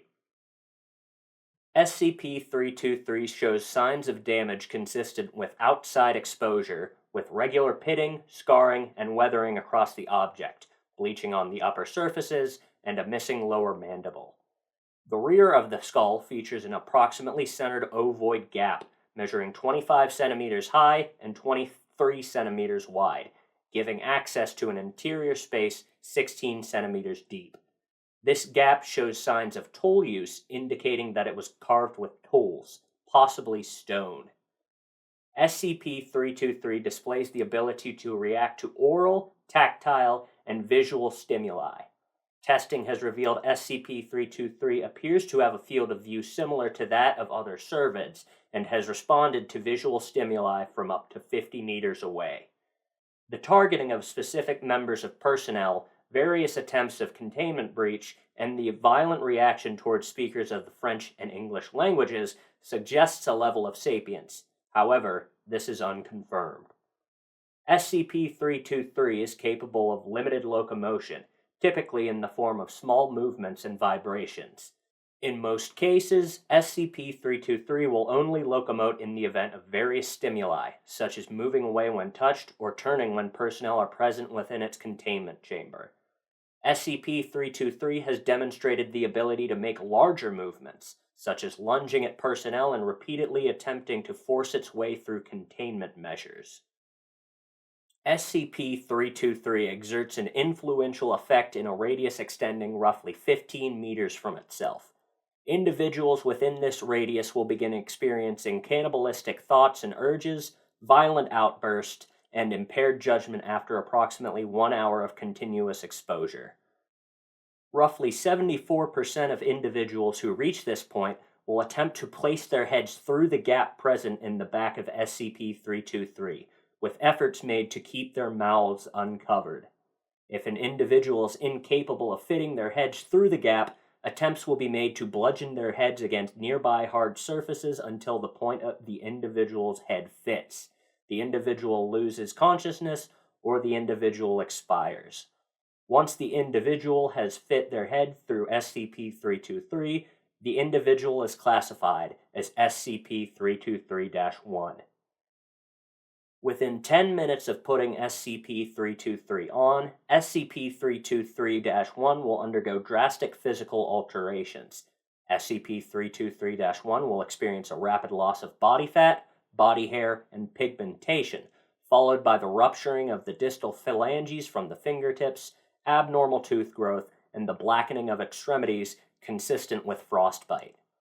Additionally, SCP-323-1 appears to experience greater strength and pain tolerance than the average human. However, SCP-323-1 still appears to be as susceptible to physical harm as it was prior to its introduction to SCP-323. SCP-323-1's metabolism will experience a dramatic increase, requiring a constant caloric intake, with starvation occurring anywhere between 15 to 30 minutes, if no self-preservation efforts are made.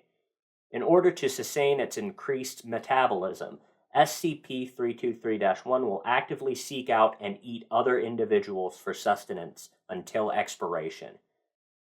In the event SCP-323-1 is incapable of finding plentiful nourishment, SCP-323-1 will make efforts to sustain itself, including limiting movement, rationing available food, and auto-cannibalism. SCP-323-1 will only feed upon humans.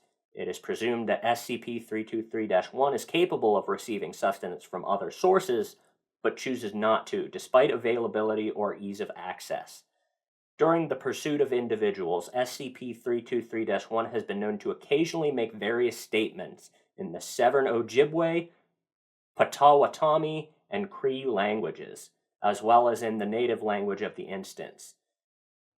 It is not known if these statements and the knowledge of these languages is the result of SCP-323's anomalous influence, or if they originate from SCP-323 itself. Recovered audio log. Incident SCP-323-B752Z4, 110906. The following audio log has been transcribed from surveillance recovered during the November 9, 2006 containment breach of SCP-323, which resulted in the death of 12 personnel members before containment could be reestablished. No accompanying video, surveillance could be recovered.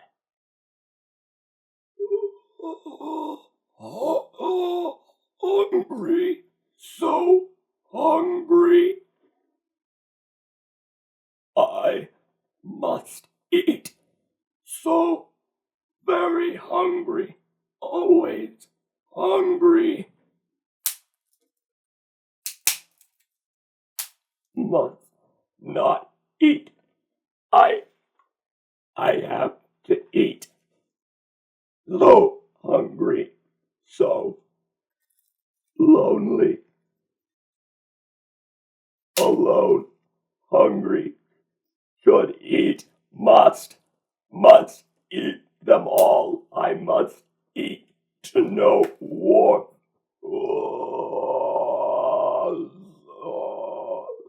So cold, must eat. SCP-323 was recovered on September 12, 1997, in the Bittern Lake Reserve, part of the Lac La Ronge First Nation in Saskatchewan, Canada.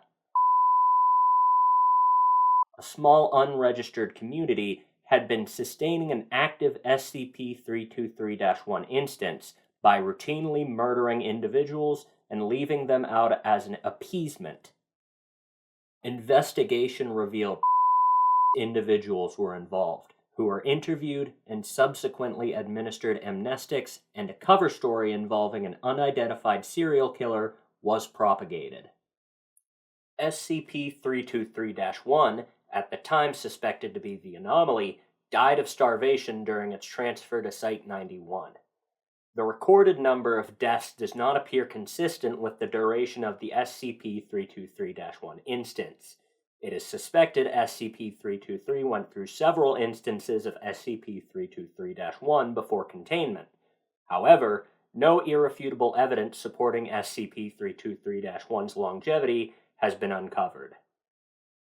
Interview SCP-323-A. James Namagoose, an individual involved in the murders and sustaining of SCP-323-1 prior to its containment, was brought in for questioning involving SCP-323-1. Mr. Namagoose remained unusually calm throughout and after the interview. Following the interview and containment of SCP-323, Mr. Namagoose was administered amnestics and was reintroduced to his community. Please state your name for the record. James Namagoose. Please state your involvement with the murders. I helped move the bodies for the Wendigo to eat. What do you know about the object? There's a story of the Cree men, back when fighting was common, who tried to control the Wendigo, to give his people an advantage. It was just a story. The elders knew more, but we were safe, so we didn't ask. When did you first encounter the entity? One night I heard yelling all around the village. A warped man walked out of the woods, killed our friends right in front of us. Sometimes it would stare more than it would make to kill, try to talk to you. It whispered at me, "Pemisto, come and eat." It made me cold in my bones. And then? Then I felt like I could understand the warped man, the Wendigo, and that we could leave with him like we all do when we pass. When I was made to kill, I thought of this, and it calmed me. I didn't run.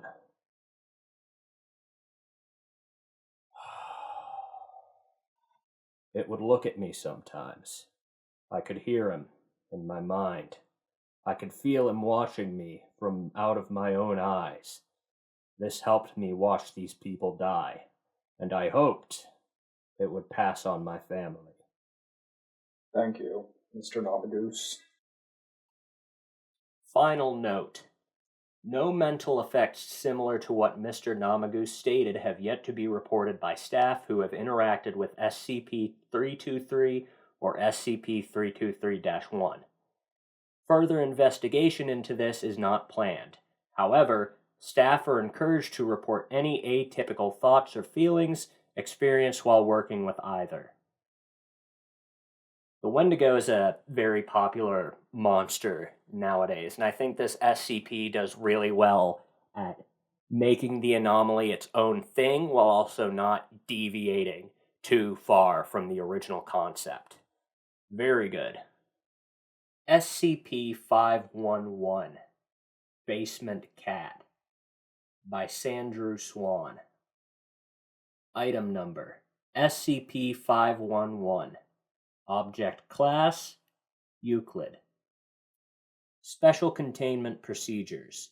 When an instance of SCP-511 is identified, the affected residents shall be quarantined and will receive the next sequential site designation. Excepting one main entrance, sites hosting SCP-511 will have all points of possible entry or exit permanently sealed with appropriate building materials. The main entrance will remain locked at all times. Entry is permitted to Foundation personnel with written authorization from Level 3 or higher. All SCP-511 sites will be equipped with remote monitoring equipment allowing for 24-hour surveillance and a continual tracking of the numbers of SCP-511-1 inhabiting the site. At all times, one Class D personnel will be resident in the site. Personnel with this assignment are exempted from monthly termination for the duration of the assignment. Candidates for this assignment shall be exclusively drawn from a population of post-menopausal women with a global clinical dementia rating of 2 or greater. Note: due to the exclusive nature of this population, O5 has approved recruiting from local hospice and/or nursing homes, if necessary. The population of SCP-511-1 within a site must remain with an optimal range of 50 to individuals. Below this range, adult Felis domesticus should be introduced to the site to increase population to minimum levels. If population exceeds individuals, it must be called immediately. Any SCP-511-1 found outside the containment site shall be euthanized and the remains incinerated. Any biological material leaving the containment site for testing will be handled in accordance with standard protocols for a Level 4 biohazard. All specimens are incinerated after testing is complete. Before coming in contact with any material from the containment site, personnel must be inoculated for influenza, hepatitis A, hepatitis B, tetanus, tick-borne encephalitis, and full medical workups are mandatory on a bi-weekly basis for personnel working with SCP-511. Description: instances of SCP-511 typically occur within residential structures with a block or stone foundation that includes a basement or crawl space. All attempts to remove an instance of SCP-511 from such a residence have proved ineffective. SCP-511 is always found associated with a colony of feral Felis domesticus, common domestic cats. Members of this colony are designated SCP-511-1. SCP-511 is a mass of biological matter taking the form of a large feline, often with extra limbs, eyes, mouths, or other organs. It is typically coated with dirt, blood, and fecal matter, making its fur appear black despite its actual coloring.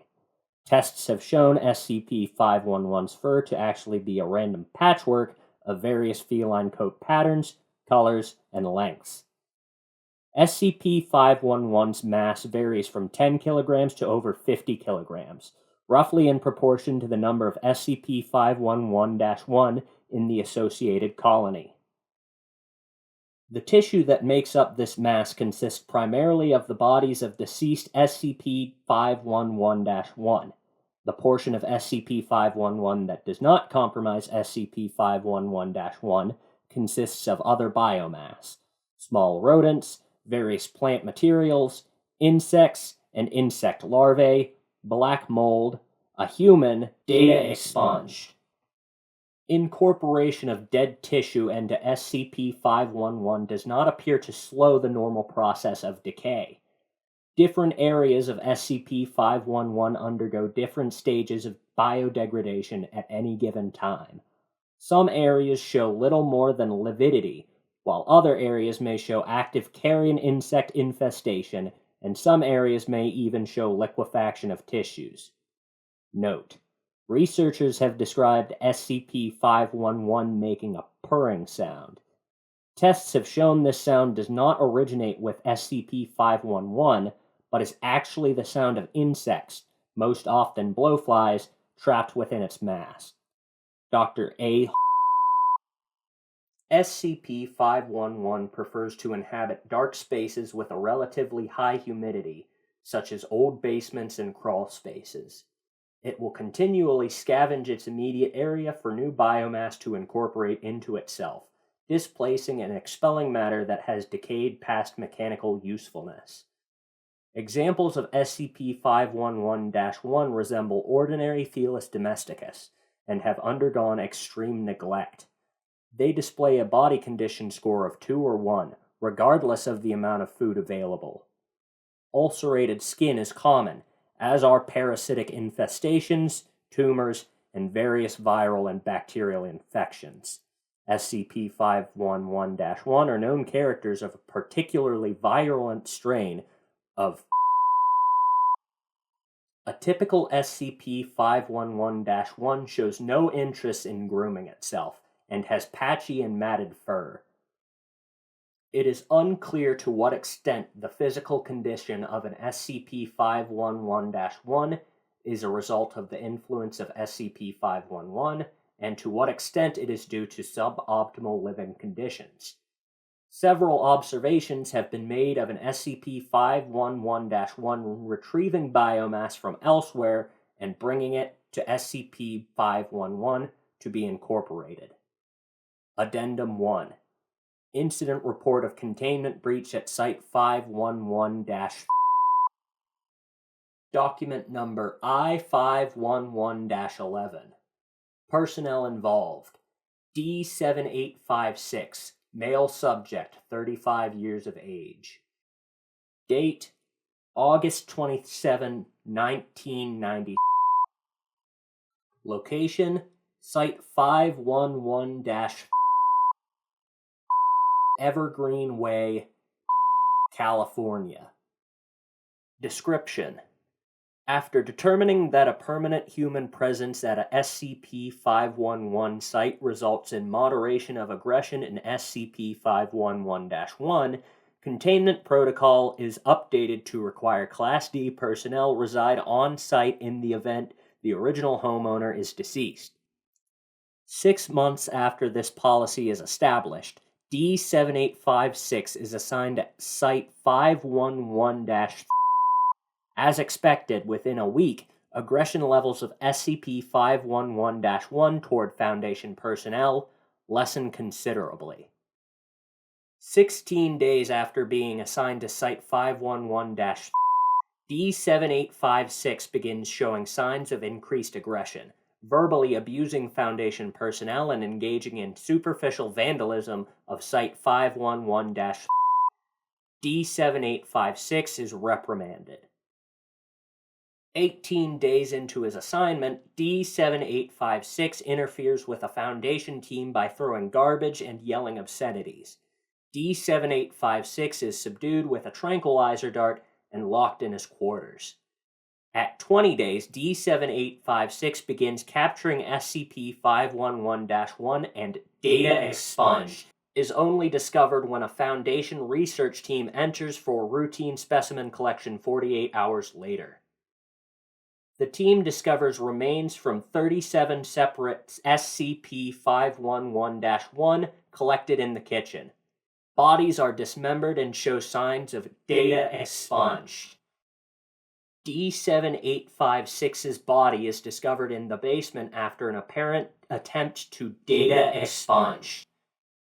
Site 511-, is incinerated as an emergency containment procedure. Okay, I think there's something to the crazy cat lady idea. Think we need to be more careful with the Class Ds on this one. Dr. A. Addendum 2. Interview with Agent survivor of containment breach at Site 511-47. Interview 511-A. Interviewed Agent Interviewer Dr. A. Forward. Agent was sole survivor from Mobile Task Force assigned to retrieve an SCP-511 for study from Site 511-47 after the death of the homeowner, Mrs. B. Interview takes place at St. Hospital in Ohio. Begin log 11:05 13:30. How are you feeling? Ugh. Like I've had half my face ripped off. How do you think I feel? I want to talk about the containment breach. Ugh. We have some questions. Of course you do. Starting with, why was there foreign matter introduced into the containment unit? Do you have any idea what we were dealing with? Why don't you tell me? We were tasked to retrieve a 40-kilo thing with a BSL-4 containment unit. You know how big those units are? I know the specifications. Like lugging a self-propelled washing machine. Now imagine dragging one of those into one of these places. You already got reduced mobility from the hazmat suit, got 50 kilos of gear, and you're walking into a house that has 2 or 3 decades worth of garbage in it. We have cat ankle deep in places, trash bags split open, piles of soggy newspaper and junk mail, boxes of clothes, furniture that looked like it exploded, and cats everywhere. Eyes everywhere. Can we return to the containment unit? We have chest high in places, cats everywhere, and spaces so tight that we have to go single file. No way a guy in full gear can turn around. And forget the containment unit. Just one look and there's no way we can use data expunge. So it was Agent idea? It was that or pack it in. Can't get downstairs, so we bait the unit with the body and point it at the basement door. According to the briefing, it would be attracted to freshly dead biological matter. And SCP-511 was attracted to the baited unit? The most nerve-wracking 20 minutes of my life, listening to that thing pull itself upstairs. Thud. Thud. Thud. And those cats, watching us. You know how freaky cat eyes look with night vision equipment? So you captured SCP-511. What happened then? We got out as quickly as we could. No one can turn around, so we back out, all those eyes watching us. Staring. You were first out the door? Last in, first out. We all got out for all the good it did. We thought we'd pulled it off, but the moment the containment unit rolled out the door, they What happened? You ever see films of explosive decompression? That's what happened to it. Splattered itself all over the insides of the containment unit. And those cats. Those awful cats. They howled. Then they rushed us. Did you attempt to contain the breach? You're kidding, right? 200 or 300 of them? Not just the door, but the windows dropping on us from the second floor. When I saw disappear under them, I just ran and locked myself in the van. I'm not proud of that. I'm not here to judge. I'm here to determine what happened so it doesn't happen again. Well, you see what happened to me? That was one of them that got locked in with me. One. If you don't reclassify these things Keter, you're insane. I will be recommending updates to the containment procedure. Yeah, while you're updating things, here's something else you need to update. What is that? The briefing was all about how SCP-511 is influencing these cats. That's wrong. How so? SCP-511 doesn't influence anything. It's the cats. They made SCP-511. And they made it because they hate us. End log. Closing statement. Agent died 3 days later from complications due to blood poisoning. 3 weeks after containment breach, a new incidence of SCP-511 was identified in Ohio, 35 kilometers southeast of Site 511-47. Remote biopsies of this new incidence revealed genetic material identified as coming from 3 agents of Mobile Task Force. It seems that the destruction of SCP-511 might only displace it elsewhere. Until we better understand the vectors that propagate it, all SCP-511 need to be contained in place. Request for reclassification of SCP-511 to Keter is denied. 05. Honestly, considering how, terrible for the environment feral cats are, something like this happening would not surprise me. They are filthy, filthy creatures. But I like cats. SCP-4089. Untoothing. By the Great Hippo. Item number. SCP-4089. Object Class. Keter. Special Containment Procedures. Foundation operatives active in both paradentistry and anomalous MLM, multi-level marketing, communities are to suppress knowledge of SCP-4089. A Foundation-operated bot, I/O is to monitor internet traffic for markers associated with SCP-4089. MTF-MU4, debuggers, is to expunge all digital media, including forum posts, essays, and instructional videos that references its existence. Description: SCP-4089 is an investment strategy in which the extraction and consumption of teeth produces increased returns on certain stock portfolios. Although the precise mechanism by which investments profit from this appears coincidental, analysis correlates each tooth consumed with an approximate value of $250 US, $350 US in the case of deciduous teeth. SCP-4089 has several secondary anomalous effects, the most prominent of which is the rapid emergence of secondary and tertiary teeth. New teeth may vary from their predecessors in position, shape, or number. Addendum 4089.1 Podcast. Audio log. Date, July 17th, 2017. Note: excerpt from a podcast, Kai Sanchez, Positively Rich. The podcast's host, Kai Sanchez, is a leading figure within anomalous MLM and investment communities. He is currently under Foundation surveillance. His guest is Lucian Marchant, an investment broker from Philadelphia. And do rich people cringe when you talk about this, tell people about this? Oh, yeah. When you... Yeah, I get that a lot. My friends are always telling me, don't tell them that. Don't let them know. Keep them poor. Because the thing is, Kai, this is what the richest people don't want you to know. The poor will always be among us, but so long as you stay hungry, you won't be among them. As long as you're hungry, you'll think. Yeah, that's really it, isn't it? I think it's amazing how many folks just don't know about this. All you need are some ordinary tools you can get at any hardware store. And the right investment plan. We've got a kit. You can purchase it on our website. That's all the tools you'll need. Link will be in the description, folks. Tell them Kai sent you. The kit includes a packet of pure ocean sea salt, my own choice blend. Once you're done, mix it with a little mineral water, gargle, and spit. It helps the blood clots settle, and it gives them a chance to develop. And they grow right back.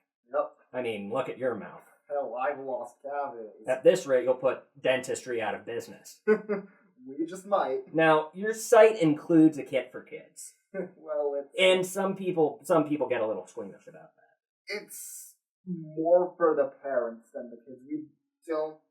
We're not saying that you should push your kids into this. It's just that, when you're young, they're coming out anyway. And all right, yeah. And I mean, this is the real world, You can't afford to be squeamish in the real world. Kids need to learn that. They'll grow back. There's topical anesthetic in the kit. We even offer different flavors. Cherry, grape, whatever. Right, yeah. And it's a good way to get them involved. Help them learn how the world works. Teach them. Yeah. Teach them the right values. Yeah, but look, I understand some people aren't willing to. Well, this isn't for everyone. Some people. It's so easy, though. Yeah, but some people just can't do it. Some people, they just don't have what it takes, and those people, maybe that's just how they are. It's a self-fulfilling prophecy. You just think like a poor man and you'll be a poor man. It's genetic. That's so hard for people to understand. Yeah, and that's a shame, but, we'll always need people to clean the toilets for the rest of us. For the entrepreneurs. Yeah, for those who stay hungry. You gotta be willing to pull some teeth. Addendum 4089.2 Incident Reports. Incident Report. Incident number 4089-206. Date August 9th, 2018. After complaining of severe stomach cramps, William Baker, a 35-year-old retail clerk and practitioner of SCP-4089, was brought to Our Lady of Peace Hospital in Birmingham, North Carolina. He expired shortly after his arrival. Doctors discovered the presence of several genetically exogenous teratomas. These tumors were chimeric and included partial reconstructions of complex human tissue, most notably of the mouth, jaw, and brain.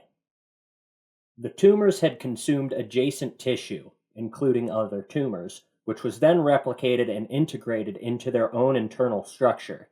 Each tumor operated independently. At least one persisted for some time once removed. In the ensuing Foundation investigation, Timothy Baker, Mr. Baker's 7-year-old son, and Amanda Baker, Mr. Baker's wife, were found to have similar, but less developed, tumors. These were removed and destroyed without incident. Incident Report. Incident number 4089-538. Date February 4th, 2019. At approximately 3 p.m., Lucian Marchand was involved in a fatal car crash while driving on his private track outside of Philadelphia, Pennsylvania. Foundation investigators seized his remains for examination. The ensuing autopsy discovered no tumors. An examination of his teeth and dental records found that, since 1985, Mr. Marchand has worn dentures. So this was one of the SCPs that I wasn't familiar with it at all. I just picked it. Horrible. Would I do it? Well, for a quick buck, maybe. I also really like that last-minute plot twist that this Lucian guy probably getting his teeth from some unconventional means. But, it's about that money, baby. SCP-4059, The Jersey Devil, by TheMightyMcB. Item number, SCP-4059. Object Class, Euclid. Special Containment Procedures. Provisional Site 144 has been constructed around SCP-4059-1 under the guise of a branch of the New Jersey Department of Environmental Protection, Fish and Wildlife Office. Any civilians attempting to enter the vicinity of SCP-4059-1 are to be turned away due to the area being a protected habitat of a population of Crotalus horridus, timber rattlesnake. Presently, one instance of SCP-4059-2 is being held in a standard Type C containment cell at Provisional Site 144. The instance is to be provided with fresh water from SCP-4059-1, replaced monthly, and is to be fed one live pig every 3 months. Should more instances of SCP-4059-2 be discovered, MTF-Nu-5, cabin fever, is to be dispatched to contain the entity. Any person that has witnessed or has been attacked by an instance of SCP-4059-2 is to be administered Class A amnestics and released. SCP-4059-3 is to be stored in a safe deposit box at Provisional Site 144. Under no circumstances is Procedure 4059 Chemosh to be performed. Description: SCP-4059 is the collective designation for a series of anomalies centered around the Pinelands National Reserve in New Jersey, USA. SCP-4059-1 is a 30-meter radius circular freshwater reservoir located in the center of a 330-meter radius circular clearing located west of the town of Leeds Point, New Jersey. Directly encircling the reservoir are 6 abandoned single-room cabins, estimated to have been built within the last 150 years. A mass grave was uncovered by Foundation archaeologists along the westernmost edge of the clearing. The gravesite was found to contain the assorted remains of an estimated 72 infants, many exhibiting severe physical deformities. The reservoir and its constituent structures are not anomalous unless 2 compatible subjects attempt to perform Procedure 4059-Chemosh. SCP-4059-2 are bipedal Hirschine creatures that exhibit numerous deviations from non-anomalous goats. Notably, SCP-4059-2 entities are approximately 2 meters tall on average, with functional chiropteran wings protruding from the shoulder blades, anthropoid forelimbs terminating in hooked claws, prominent incisors, vestigial anthropomorphic mammary glands on the chest, and a thin, hairless, forked tail. Like many species of non-anomalous goat, instances have a pair of large keratinous horns protruding from the top of their head and have a small bearded wattle dangling from the base of the chin. SCP-4059-2 are adept predators, stalking and incapacitating prey with a bite to the throat. Instances have been reported to be able to move at speeds upwards to 90 kilometers an hour for brief periods of time in the pursuit of prey. SCP-4059-2 typically avoid human contact, but can become aggressive when trapped or provoked, and instances have been known to stalk and kill humans. At seemingly random intervals, SCP-4059-2 may return to SCP-4059-1 to drink. SCP-4059-3 is the personal journal of Japhet Bartosiewicz, a Polish immigrant. The journal includes details about the founding and daily life as a resident of SCP-4059-1, as well as instructions as to the proper execution of Procedure 4059-Chemosh. Addendum 4059-1. Procedure 4059-Chemosh. Using the detailed accounts found within SCP-4059-3, Procedure 4059-Chemosh has been developed. Procedure 4059-Chemosh takes place in 3 main stages between 2 members of opposite sexes. Hereafter, Subject A will denote the biologically male participant, and Subject B will denote the biologically female participant. Stage 1.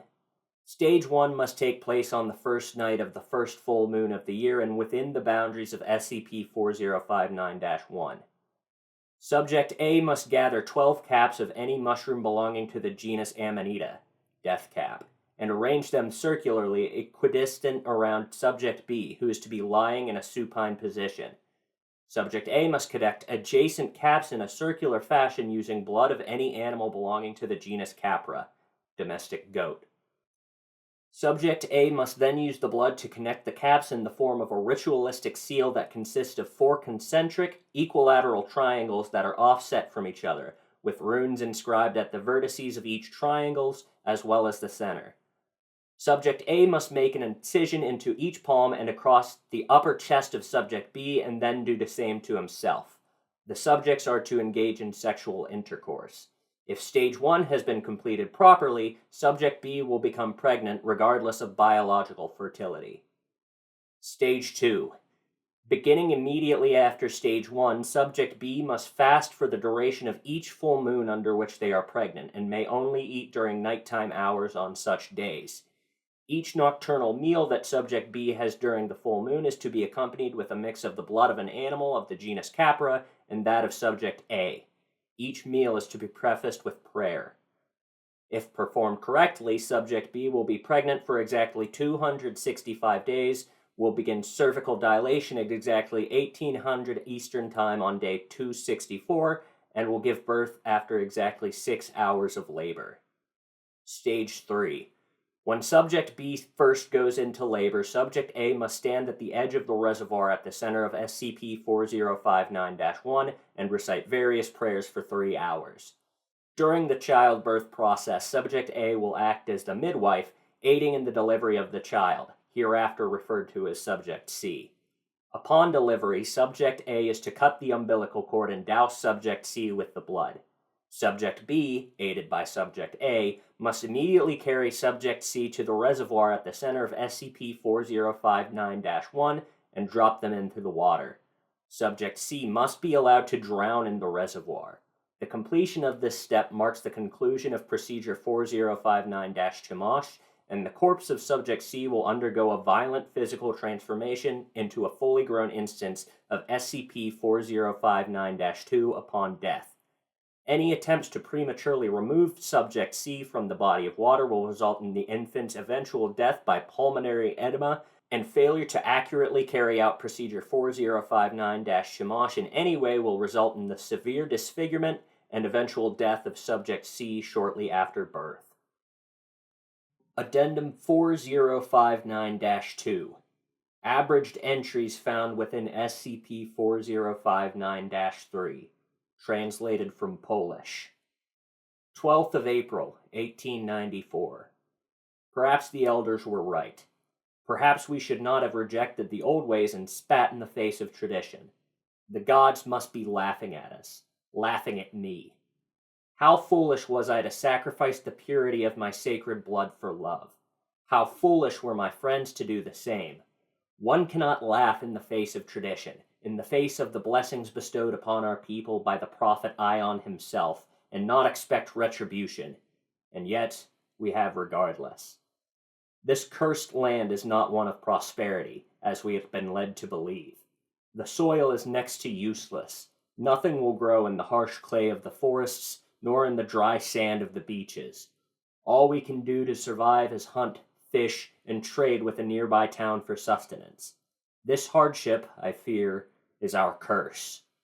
Despite our transgressions, I believe such a debt can be paid.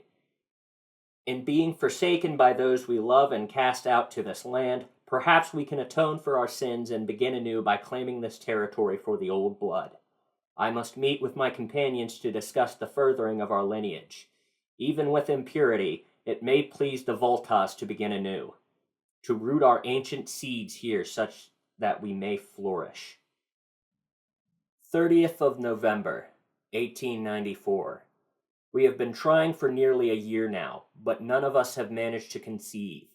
I fear that our attempts to bring forth children of impure blood have insulted the desired one, a retribution for our impurity. I have brought attention to this plight 4 days ago, and asked my kin to ponder the situation. Today I was asked if I remembered the tales of the holy flesh weavers, the way that the elders talked about them, their ability to bend muscle and bone to their every whim through skilled lehatuk. Gave us an idea. My companions seem to think that we can use those sacred rites to lift our curse and purify our lineage with sculpted progeny.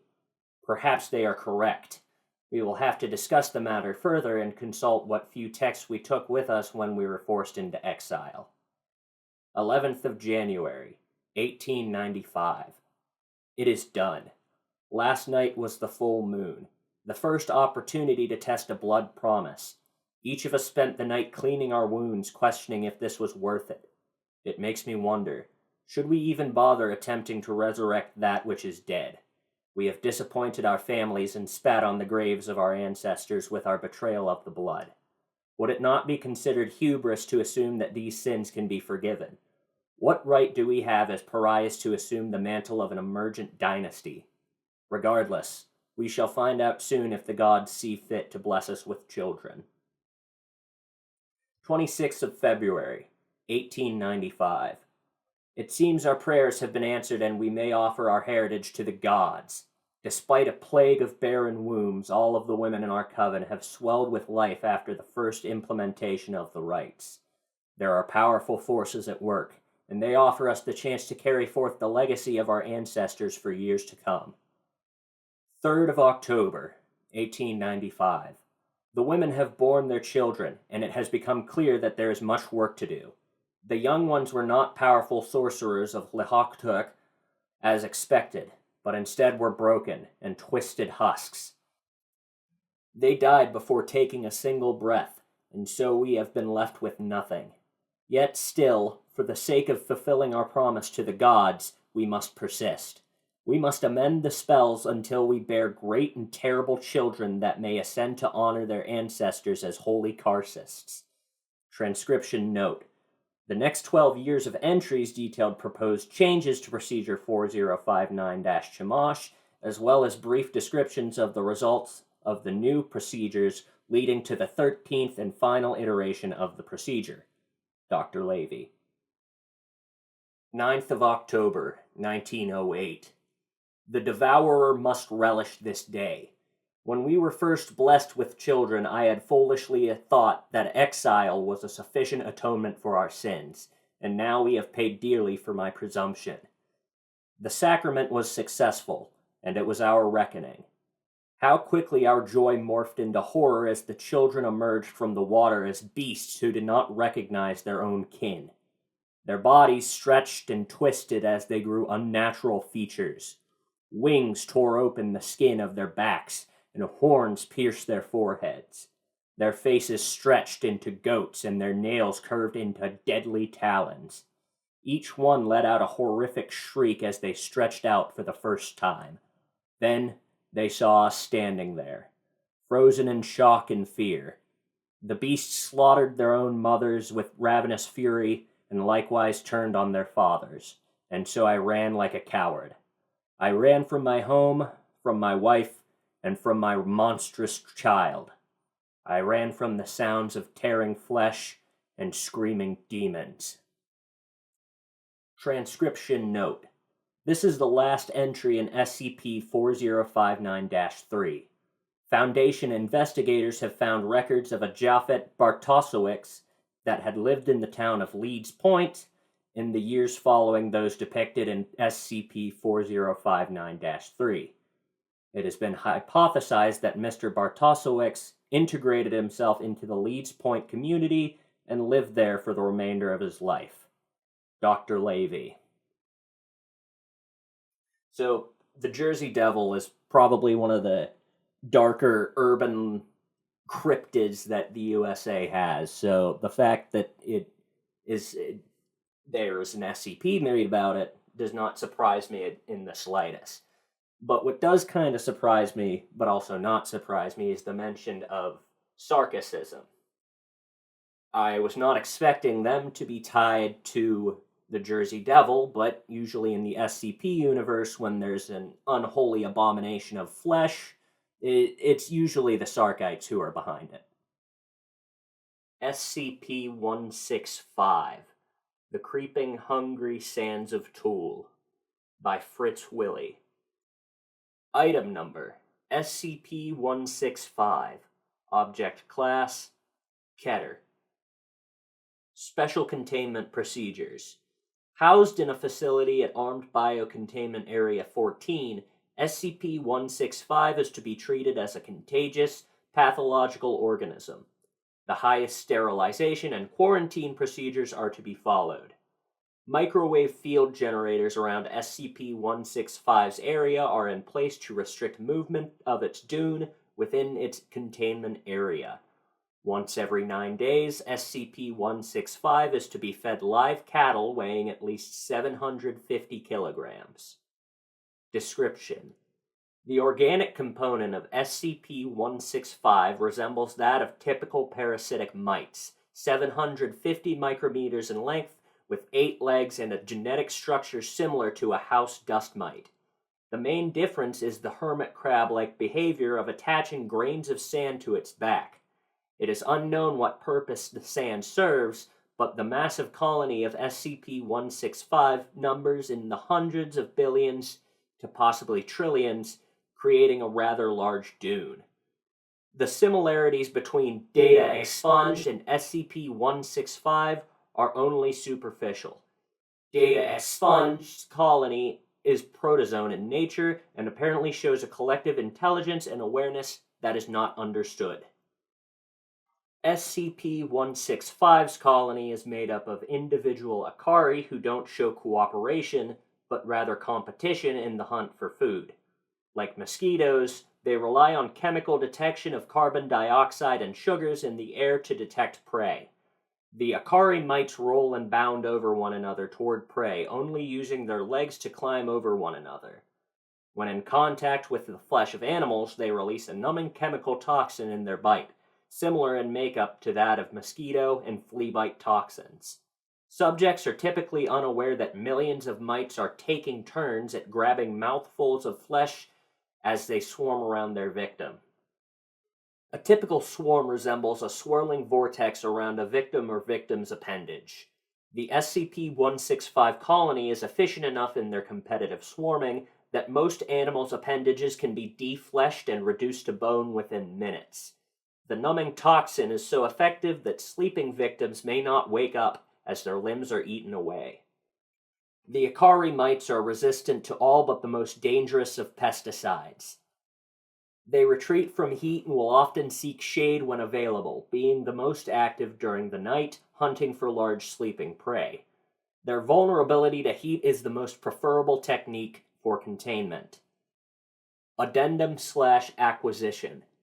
It is apparent that the U.S. government has been aware of dunes of SCP-165 for some 80 years.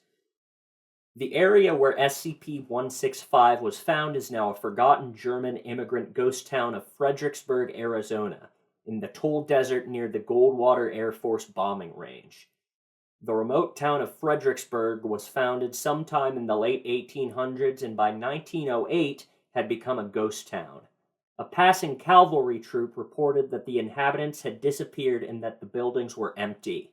They attempted to stay one night in the abandoned hotel, only to have 7 of their horses reduced to piles of bone. All but 4 of the soldiers fled in the middle of the night, saying that sand was filling the building like a flood of water. Those 4 were never seen again. During the late 1950s, the U.S. military attempted to exterminate SCP-165 by turning the area into a bombing range. It was successful in reducing the numbers of SCP-165, but in the late 1980s it became apparent that a ground cleanup and extraction was needed to remove the presence of SCP-165. Mobile Task Force Epsilon 9, aka Fire Eaters, were dispatched for containment and extraction of SCP-165. Upon entering the town of Fredericksburg, an upturned sign was found reading, Vorsicht vor dem kriechenden, hungrigen Sand, which translates to, Beware the creeping hungry sands. The flame accelerators of MTF Epsilon-9 proved highly successful in glassing the sand of SCP-165 and reducing its number to a manageable size. A living dune of nearly 4 metric tons of SCP-165 was contained and transported to ABC Area 14, where it is monitored and contained. I like the Creeping Hungry Sands of Tool because it does something that a lot of SCPs are usually just, big scary monster, but this time around it is a big scary environment.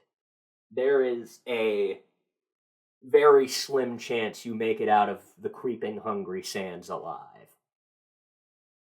SCP-106, The Old Man, by Dr. Gears. Item number, SCP-106. Object Class, Keter. Special Containment Procedures. Revision 11-6. No physical interaction with SCP-106 is allowed at any time. All physical interaction must be approved by no less than a 2/3 vote from O5 Command and may only extend to testing situations. All staff, research, security, Class D, etc., are to remain at least 20 meters away from the containment cell at all times, except for mandated maintenance and reevaluation checks. Containment cell must be held suspended in a secondary cell, the walls of which must be at least 30 meters distant from the outer walls of the first or primary cell. The secondary cell is to remain under total observation at all times and be both illuminated and clear of any and all debris. Any items, movement, or non-normal activity noted within the secondary cell will result in a full site lockdown. Lockdown will be maintained until a situation normal dispatch is issued by Site Command. Any corrosion observed on the primary cell, secondary cell, staff members, or other site locations within 200 meters of SCP-106 are to be reported to site security immediately. Any objects or personnel lost to SCP-106 are to be deemed missing/killed in action. No recovery attempts are to be made under any circumstances. Note: SCP-106 does not have a docile state. Any reduction in activity or increased compliance from SCP-106 is to be deemed a luring tactic immediately preceding an aggressive action and treated as such. Note: Special Containment Procedures discontinued due to escape percentage. Revision 11-7. No physical interaction with SCP-106 is allowed at any time. All physical interactions must be approved by no less than a 2/3 vote from O5 Command and may only extend to testing situations. All staff, research, security, Class D, etc., are to remain at least 30 meters away from the containment cell at all times, except under direct order from Site Command. SCP-106 is to be kept within a sealed container comprised of 16 layers of lead-lined steel, each separated by no less than 18 centimeters of open space, aside from minimal support struts. Said container is to be kept suspended by a continuous current system within a fluid medium. This medium is to be replaced in 48-hour cycles and constantly monitored for any corrosion intrusion. Any corrosion observed on any containment cell surfaces, staff members, or other site locations within 200 meters of SCP-106 are to be reported to site security immediately. Any objects or personnel lost to SCP-106 are to be deemed missing/killed in action. No recovery attempts are to be made under any circumstances. SCP-106 does not have a docile state. Any reduction in activity or increased compliance from SCP-106 is to be deemed a luring tactic immediately preceding an aggressive action and treated as such. Note: observation of SCP-106 has shown a slight resistance when passing through lead or other similar metals. The thickness of the material appears to make no difference. In addition, multiple layers of thin material appear to slow SCP-106, forcing it to enter and re-emerge multiple times. Fluids also appear to temporarily confuse SCP-106.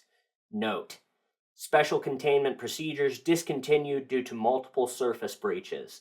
Agitation system continued to disperse corrosion during breach event, resulting in multiple breaches and full containment failure. Revision 11-8. No physical interaction with SCP-106 is allowed at any time. All physical interactions must be approved by no less than a 2/3 vote from O5 Command. Any such interaction must be undertaken in AR-2 maximum security sites after a general non-essential staff evacuation. All staff, research, security, Class D, etc., are to remain at least 60 meters away from the containment cell at all times, except in the event of breach events. SCP-106 is to be contained in a sealed container comprised of lead-lined steel. The container will be sealed within 40 layers of identical material, each layer separated by no less than 36 centimeters of empty space. Support struts between layers are to be randomly spaced. Container is to remain suspended no less than 60 centimeters from any surface by ELO-IID electromagnetic supports. Secondary containment area is to be comprised of 16 spherical cells, each filled with various fluids and a random assembly of surfaces and supports. Secondary containment is to be fitted with light systems capable of flooding the entire assembly with no less than 80,000 lumens of light instantly with no direct human involvement. Both containment areas are to remain under 24-hour surveillance. Any corrosion observed on any containment cell surfaces, staff members, or other site locations within 200 meters of SCP-106 are to be reported to site security immediately. Any objects or personnel lost to SCP-106 are to be deemed missing/killed in action. No recovery attempts are to be made under any circumstances. Note: continued research and observation have shown that when faced with highly complex random assemblies of structures, SCP-106 can be confused, showing a marked delay on entry and exit from said structure. SCP-106 has also shown an aversion to direct sudden light. This is not manifested in any form of physical damage, but a rapid exit into the pocket dimension generated on solid surfaces. These observations, along with those of lead aversion and liquid confusion, have reduced the general escape incidence by 43%. The primary cells have also been effective in recovery incidents requiring recall protocol. Observation is ongoing. Description: SCP-106 appears to be an elderly humanoid with a general appearance of advanced decomposition. This appearance may vary, but the rotting quality is observed in all forms. SCP-106 is not exceptionally agile and will remain motionless for days at a time, waiting for prey. SCP-106 is also capable of scaling any vertical surface and can remain suspended upside down indefinitely. When attacking, SCP-106 will attempt to incapacitate prey by damaging major organs, muscle groups, or tendons, then pull disabled prey into its pocket dimension. SCP-106 appears to prefer human prey items in the 10 to 25 years of age bracket. SCP-106 causes a corrosion effect in all solid matter it touches, engaging a physical breakdown in materials several seconds after contact. This is observed as rusting, rotting, and cracking of materials, and the creation of a black mucus-like substance similar to the material coating SCP-106. This effect is particularly detrimental to living tissues and is assumed to be a pre-digestion action. Corrosion continues for 6 hours after contact, after which the effect appears to burn out. SCP-106 is capable of passing through solid matter, leaving behind a large patch of its corrosive mucus. SCP-106 is able to vanish inside solid matter, entering what is assumed to be a form of pocket dimension. SCP-106 is then able to exit this dimension from any point connected to the initial entry point. Examples: entering the inner wall of a room and exiting the outer wall, entering a wall and exiting from the ceiling.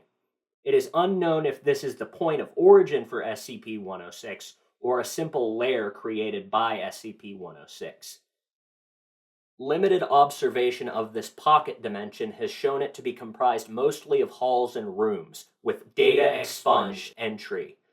This activity can continue for days, with some subjected individuals being released for the express purpose of hunting, recapture, data expunged. Addendum. SCP Review Notes.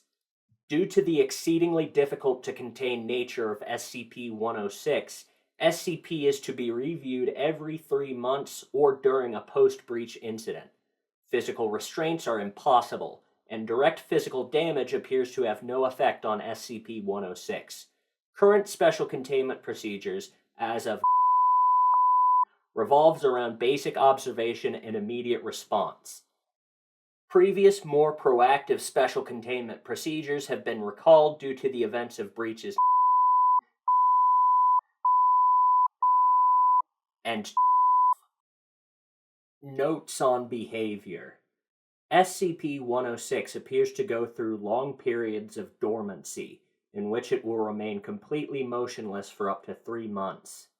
The cause for this is unknown. However, it has been shown that this appears to be used as a lulling tactic. SCP-106 will emerge from this state in a very agitated state, and will attack and abduct staff and cause gross damage to its containment cell and the site at large. Recall Protocol Data Expunged.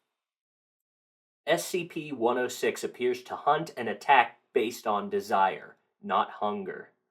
SCP-106 will attack and collect multiple prey items during a hunting behavior event, keeping many alive in the pocket dimension for extended periods of time. SCP-106 has no determinable limit and appears to collect a random number of prey items during an event. The inner dimension accessed by SCP-106 appears to be only accessible by SCP-106. Recording and transmission devices have been shown to still operate inside this dimension, although recordings and transmissions are very degraded. It appears that SCP-106 will play with captured prey and appears to have full control of time, space, and perception inside this dimension. SCP-106 appears data expunged. Recall Protocol. In the event of a breach event by SCP-106, a human within the 10 to 25 years of age bracket will be prepped for recall, with the compromised containment cell being replaced and restored for use. When the cell is ready, the lower subject will be injured, preferably via the breakage of a long bone such as the femur or the severing of a major tendon such as the Achilles tendon. Lower subject will then be placed in the prepped cell, and the sound emitted by said subject will be transmitted over the site public address system. SCP-106 will typically begin to gravitate toward the lower subject within 10 to 15 minutes after hearing the subject. Should SCP-106 not respond to the initial broadcast, additional physical trauma is to be administered to the lower subject at 20-minute intervals until SCP-106 responds. Multiple lore subjects may be used in the case of major breach events. SCP-106 will typically enter a dormant state after finishing with a lore subject. In addition, subjects may data expunge. If you're at all familiar with the SCP Security Breach game, then you are probably very familiar with the Old Man. I was introduced to the SCP universe via SCP Containment Breach. So, I was basically introduced by SCP-106. SCP-1269, Stalker Mailbox, by Wilt and Zinn. Item Number, SCP-1269. Object Class, Euclid. Special Containment Procedures.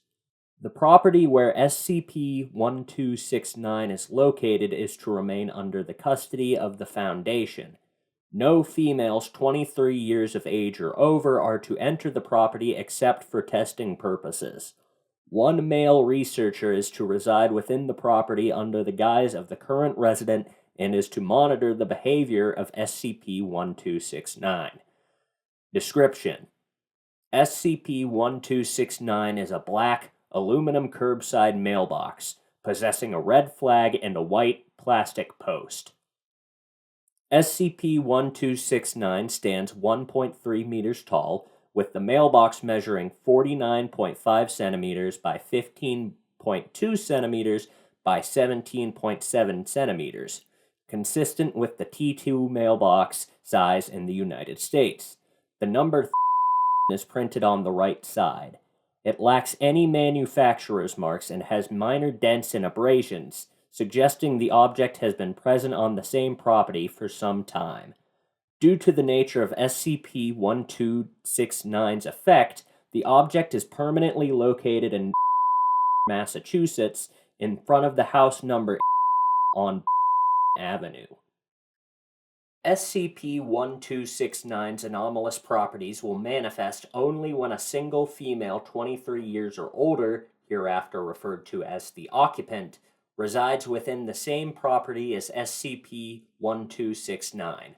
Approximately 2 weeks after the occupant moves in, SCP-1269 will start to manifest unaddressed letters every 4 days. The contents of the letter are romantic in nature and are targeted towards the occupant of the house.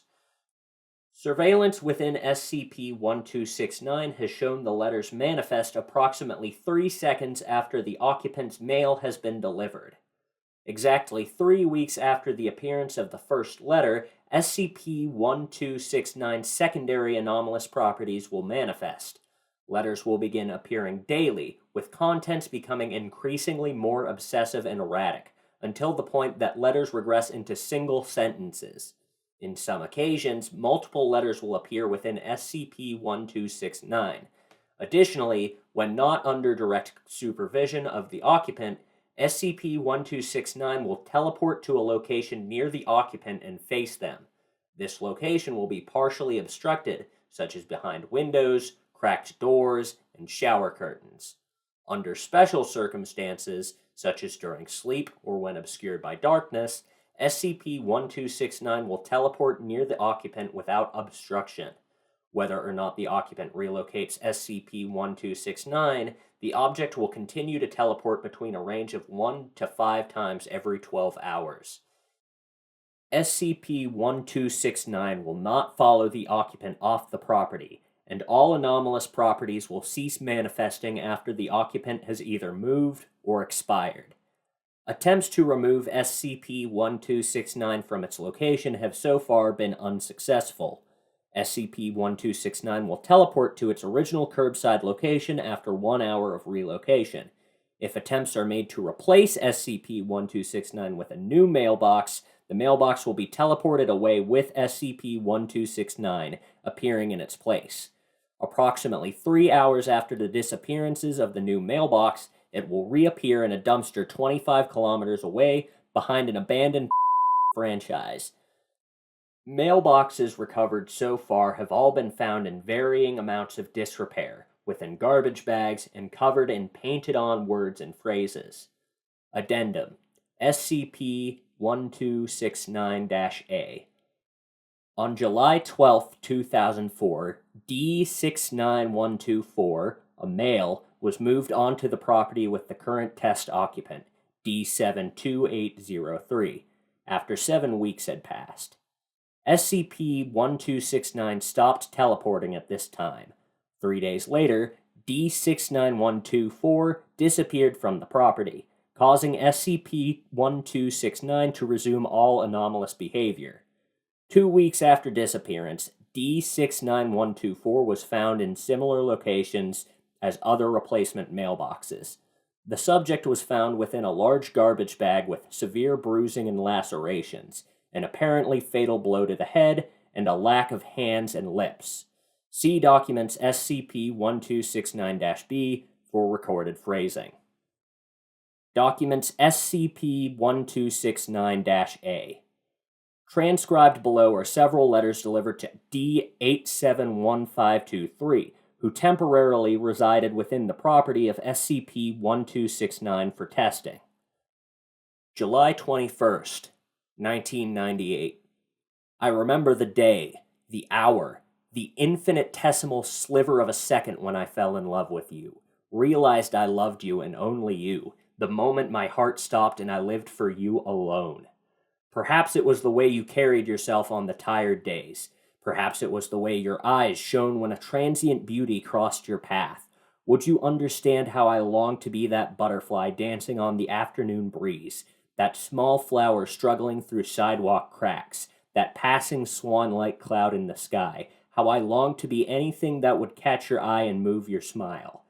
You pass by me each day, never sparing me more than a glance, but for me, it is enough to carry me until the next day. As I wait to next catch a glimpse of you and your unearthly beauty, your charming laugh and graceful step. I love the way you dance whenever you walk. I love the way you tilt your head towards the sun. I love everything about you. I love you. August 9th, 1998. How could anyone describe one as perfect as you? Vision of elegance and loveliness. Every action of yours I've observed is embodied in the fragility and delicacy of a twirling snowflake, and yet you waltz into eternity with the softest emotion, in perfect rhythm with the air and the world.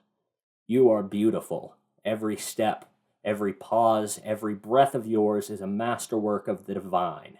Your presence brightens the world with a light that cannot be compared. You are the flower that nature cannot hope to match. August 15th, 1998. The color of your eyes reminds me of the depths and expanse of the night sky, a vast, dazzling macrocosm of soft velvet and glimmering pinpricks of light. August 18th, 1998. Do you sing in the shower? If so, I've heard you. Such a tenderly beautiful voice matches its owner. August 21st, 1998. I think of you and nothing but you as the days flow by. I yearn for a faint shimmer of your face as everything darkens tonight. August 24th, 1998. The wind was blowing and I thought it whispered your name sadly because that is what my heart is doing. Please write back. I keep thinking of the way your hair shines softly in the evening light, as if each strand is a shaft of purest moonbeams. Please write. August 26th, 1998. The trees drop their leaves and cry with me as I stand here alone without you. Please write XOXOXO. My shadow grows longer as if reaching towards you. Please write XOXOXO. I miss the light in your eyes and the harmony of your voice. Please write XOXOXO. Documents SCP-1269-B. Transcribed below are various phrases written on mailboxes disposed of by SCP-1269. She's mine. She's mine, she's mine, she's mine. You can't have her. She's mine. She's mine. Fuck you, you pile of plastic and wood. She is my everything. You are nothing to her. It was a fling and I know it. I'm doing her a favor. No.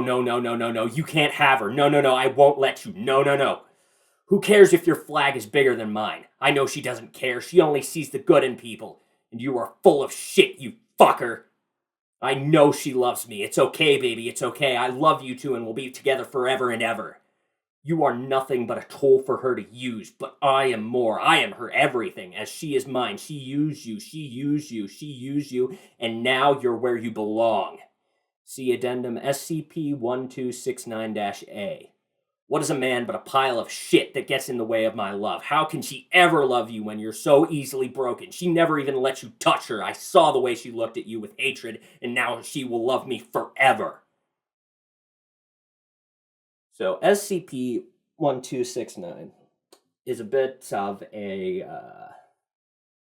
definitely a menace to society. Definitely something that probably deserves to be contained. A lot of SCPs, you can make the argument, well, you know, it's just a thing or something, and maybe having it out in the world and be free would be more humane. But in this circumstance, yeah, that this is a mailbox that needs to be locked up.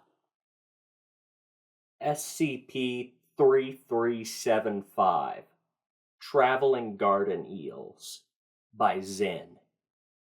Item number, SCP-3375. Object Class, Euclid. Special Containment Procedures. All publicly operated aquariums in North America and Europe hosting 500 or more species are to be monitored for the appearance of SCP-3375 instances. In the event that SCP-3375 instances are noticeably documented appearing in public view, a Foundation Disinformation Department team is to disseminate a story indicating that the presence of SCP-3375 was part of a trial-run special event involving trained animals on loan from a private institution. All staff of affected aquariums will be debriefed with a similar cover story. Coinage left by SCP-3375 is to be collected and stored in the nearest Foundation-owned facility. Writing left by SCP-3375 is to be removed using methods that are not obtrusive to aquarium inhabitants and onlookers.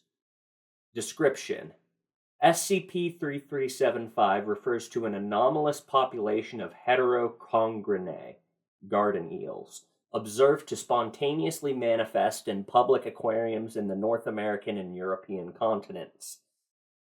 SCP-3375 instances appear and generally behave identically to their non-anomalous counterparts.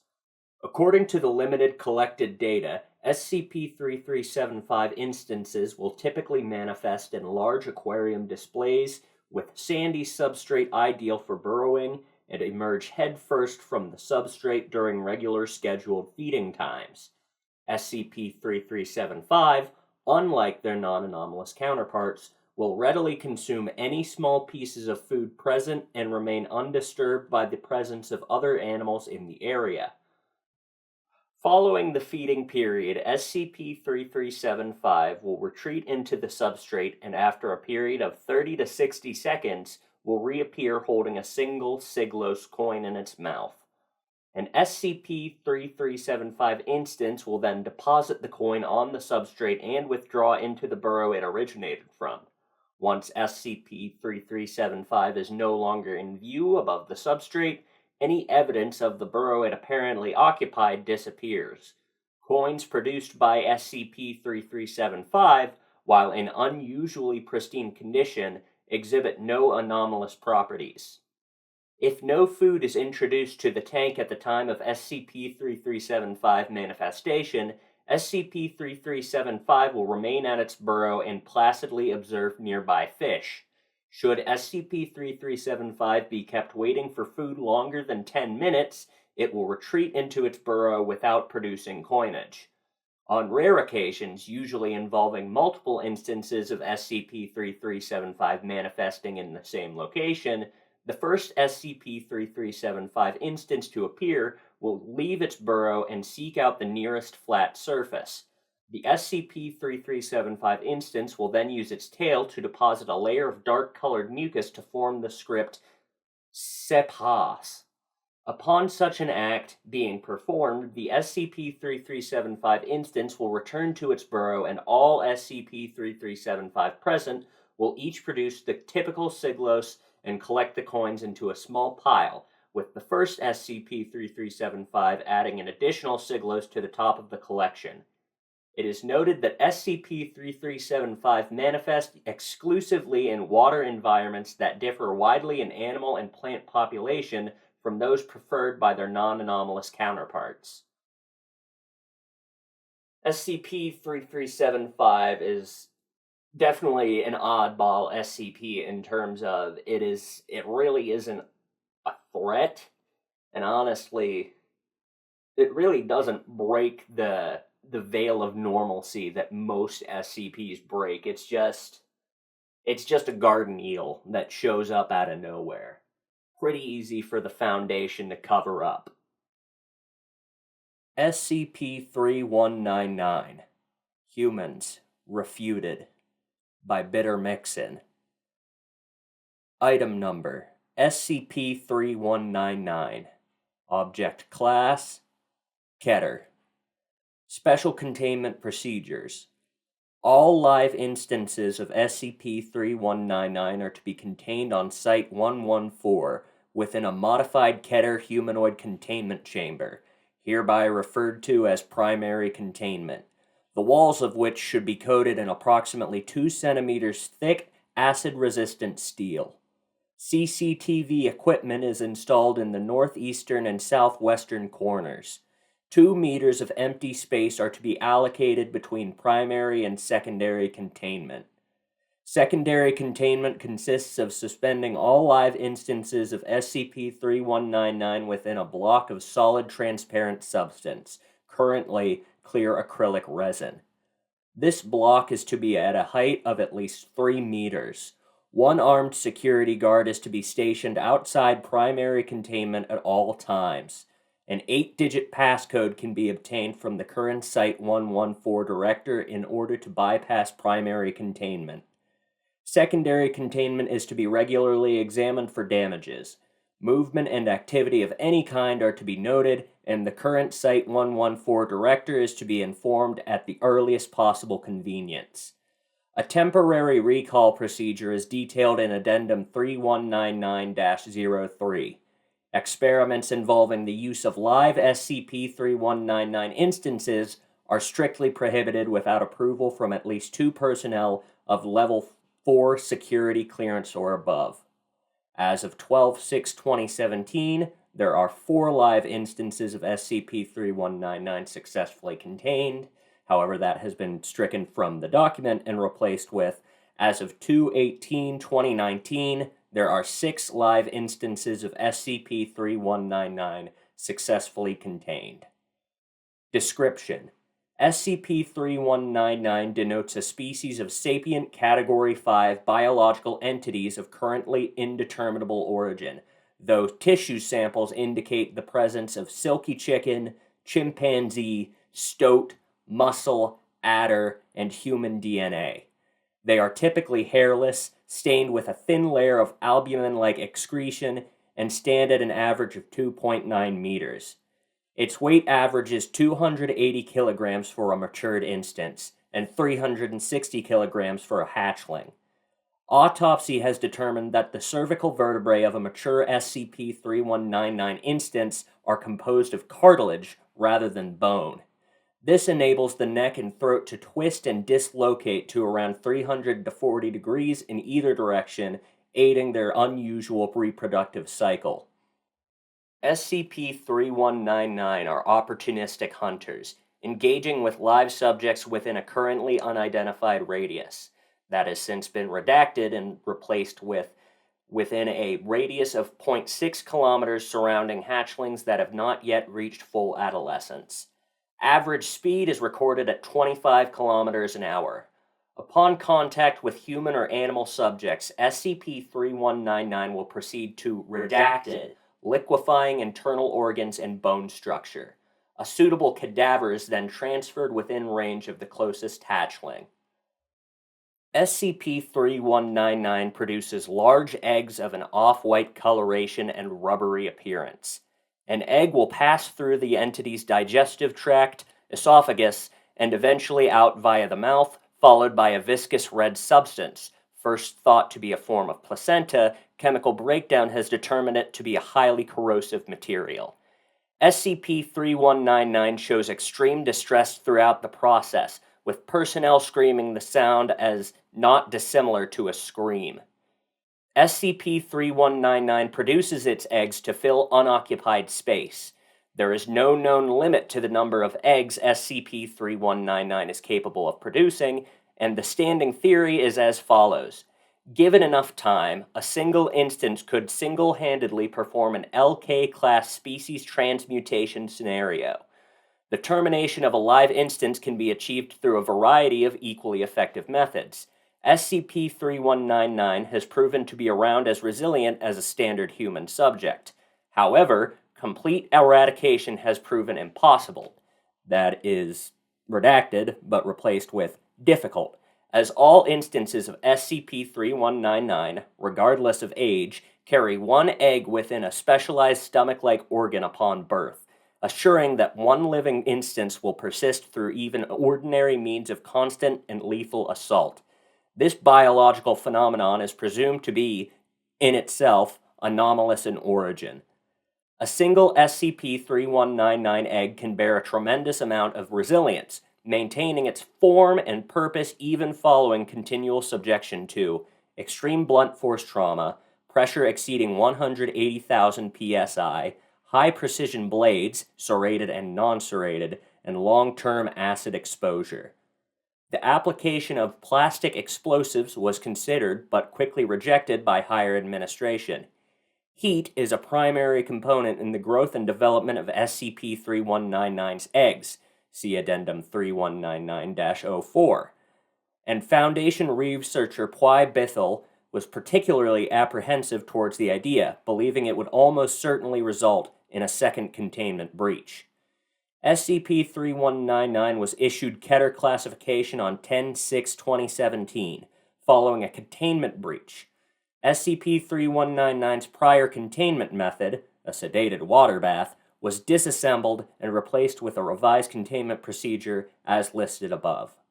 Addendum 3199-A-01. On 2017-05 dispatched the following notice. All further experiments involving SCP-3199's eggs are strictly prohibited. Hatching periods have proven too unreliable to warrant extensive research, and as the consequences of a containment breach become more and more apparent, the O5 Council has unanimously decided to nip the situation at the bud. Until new and reliable information comes to light, all personnel found acting against protocol will be subject to standard zero-tolerance risk assessment training and a punishment determined on a case-by-case basis. We thank you for your continued cooperation. SCP-3199 was discovered in Ireland, following witness reports of a bald creature crying like a banshee from within an undisclosed area of woodland. These reports resulted in the dispatchment of Mobile Task Force Omega-19, who arrived on site with a total of 12 armed personnel. 2 personnel were lost in action, their internal organs and jaws having been almost entirely dissolved.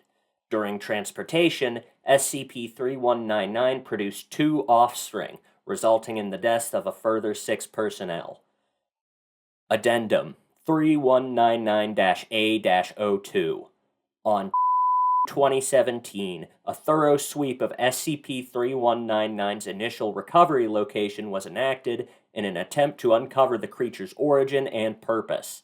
Local reports suggested that the small remote residence in question had been abandoned for at least 2 decades.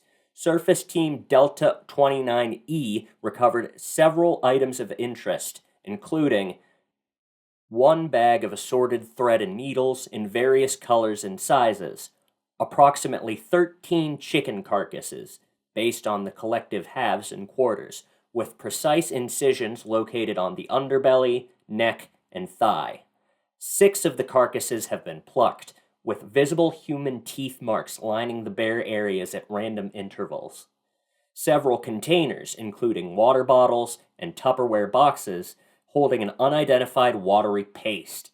The paste was a deep brown in color, and in the presence of oxygen, it turned viscous and hard.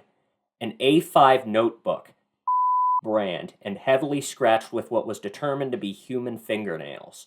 The words, "New Breed Manifesto" are written on the front cover, and 2 chicken feather quills. The notebook itself consisted of 24 pages of standard lined paper, written in non-anomalous black ink. 19 of these pages consisted of various cuboid patterns and crude, childlike illustrations vaguely resembling SCP-3199. On the remaining 5 pages, large lines of writing detail the diary of an unnamed individual. Much of the written script was illegible. One extract in particular, dated 6/1973, was written with notably higher clarity. If you're reading this, then looky lucky you. 400,000 hour from not, and it'll be warm and wet and warm, and the wonderful versatility of inferior human DNA will birth a better era, a stronger era, one where illegible, and food and water will be nothing but things of the past, as we make and make and make and make more until illegible. I really haven't much time. That's why I envy you so much. You'll have all the time you need. Time will be a thing of the time will be on, and death will be life. New life needs things to live. New life will be a part of the life from now on.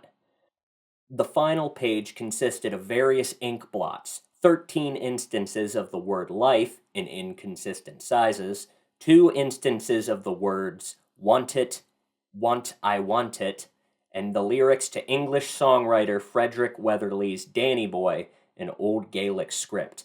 The identity of the journal's author is pending investigation. Addendum 3199-03. Protocol 3422B. The following procedure is to occur in the event of a Site 114 containment breach, in an effort to safely and immediately recontain live SCP-3199 instances. On-site personnel with Level 1 security clearance or above assume standard lockdown procedure and evacuate to Site 113 to await further instruction. Site 114 is to be flooded in its entirety by a clean, distilled water treated with dissolvable Class A sedatives. Surface Team Tango 306-A will be dispatched immediately to retrieve any lingering instances of 3199's eggs. Any living instances of SCP-3199 will be terminated on-site, and their remaining eggs will be collected. All egg samples are to be transported to temporary off-site containment within a stable water bath. Site 114 will be subsequently drained, and custodian staff will be dispatched to thoroughly clean and sanitize the grounds to a Green Zone Foundation standard. Personnel attempting to breach Site 114 before this inspection is complete will be apprehended and punished accordingly. Note: a number of personnel have expressed their skepticism regarding the scale of SCP-3199's containment breach protocol. To clarify, we have reason to believe that fluid is an excellent counter to 3199's anomalous reproductive capabilities. It appears to enter an inert state in the presence of liquid, regardless of thickness or clarity. The leading theory is as follows. SCP-3199 discerns the liquid around it to be occupied space. Regardless, I believe I speak for all of Site 114 when I say we're quite relieved to have found a safe and consistent method of containment. Dr. Lewis, 12/5/2017. Interview 3199-I-01. Video transcript. Date 10/28/2017. Subject Corporal Duncan. Interviewer Dr. Ewing. Forward. Subject had undergone extensive psychiatric therapy prior to interview, and while the Foundation does not consider them responsible for the deaths of Private MacLeod and Private Langley, subject expressed feelings of guilt for having neglected standard Foundation health and safety protocol. Begin log. Take a seat, right? Please, if you would. Could you explain your mission briefing? Yeah, the job was pretty simple. No auditory or visual triggers that the higher-ups in Site 114 knew about. Seems to me that they'd done a pretty top job at scraping the area clean. Never is that easy, though, huh? We landed around 2100 hours, and the boys and I been told if we couldn't catch a thing, the next best thing would be snapping a frame or two. So they hooked us up with the best in night vision hardware. I know you have pictures. I know you got something. You're under no obligation to view the recording. Nah, I know that. It shook me a little. Please, go on. Found something within an hour. Almost like a shack. Totally out of scrap metal and wood. Looked more like an oversized chicken coop than anything else. I don't know. your new monster built it. Just made it a home. And I assumed you... Entered ASAP? Of course. It was a late shift. We wanted this over as quick as possible. I'd like to say that's why I did what I did, but can't bring myself to make excuses. I really fucked it. Pardon my French. It's perfectly appropriate, all things considered. However, I'm going to have to ask you to continue explaining the procedure. Right. Well, I had 2 of my men stationed back. Private MacLeod and Private Lanley insisted they take the first charge. Fresh out of training. They were kids. I should be used to it by now, but never seen a smile get cut down so quick. It knew we were there somehow. Jumped right at Private MacLeod and... Redacted. Fucking teeth out of his head. I see it whenever you blink, ma'am. That's a shit that stays with you. The Foundation will take every measure in providing financial compensation to the families of your lost men. Could you elaborate upon the other casualty? Duncan, please. I must urge you to continue. The more we know, the more we can do to stop it from happening again. We barely had time to react before it started moving down the corridor to the right. I guess the adrenaline just about hit me, because I fired off enough rounds to blow a chunk out of its chest. Just as its ugly head was about to round the corner, I saw a straight fucking moonlight on the other side. Bullseye. Thing let out the most awful scream. I had a beautiful little baby boy at home. Doc, you know that? A relevant discussion of domestic life isn't necessary for this procedure, Corporal. Could you please... I have a beautiful baby boy who just loves wailing when he's too cranky to sleep. You know what? Every time he does, I think about that scream. I see it in my head. Think what it did. His paw gives him his look as if he's gonna bash his fucking head against the wall.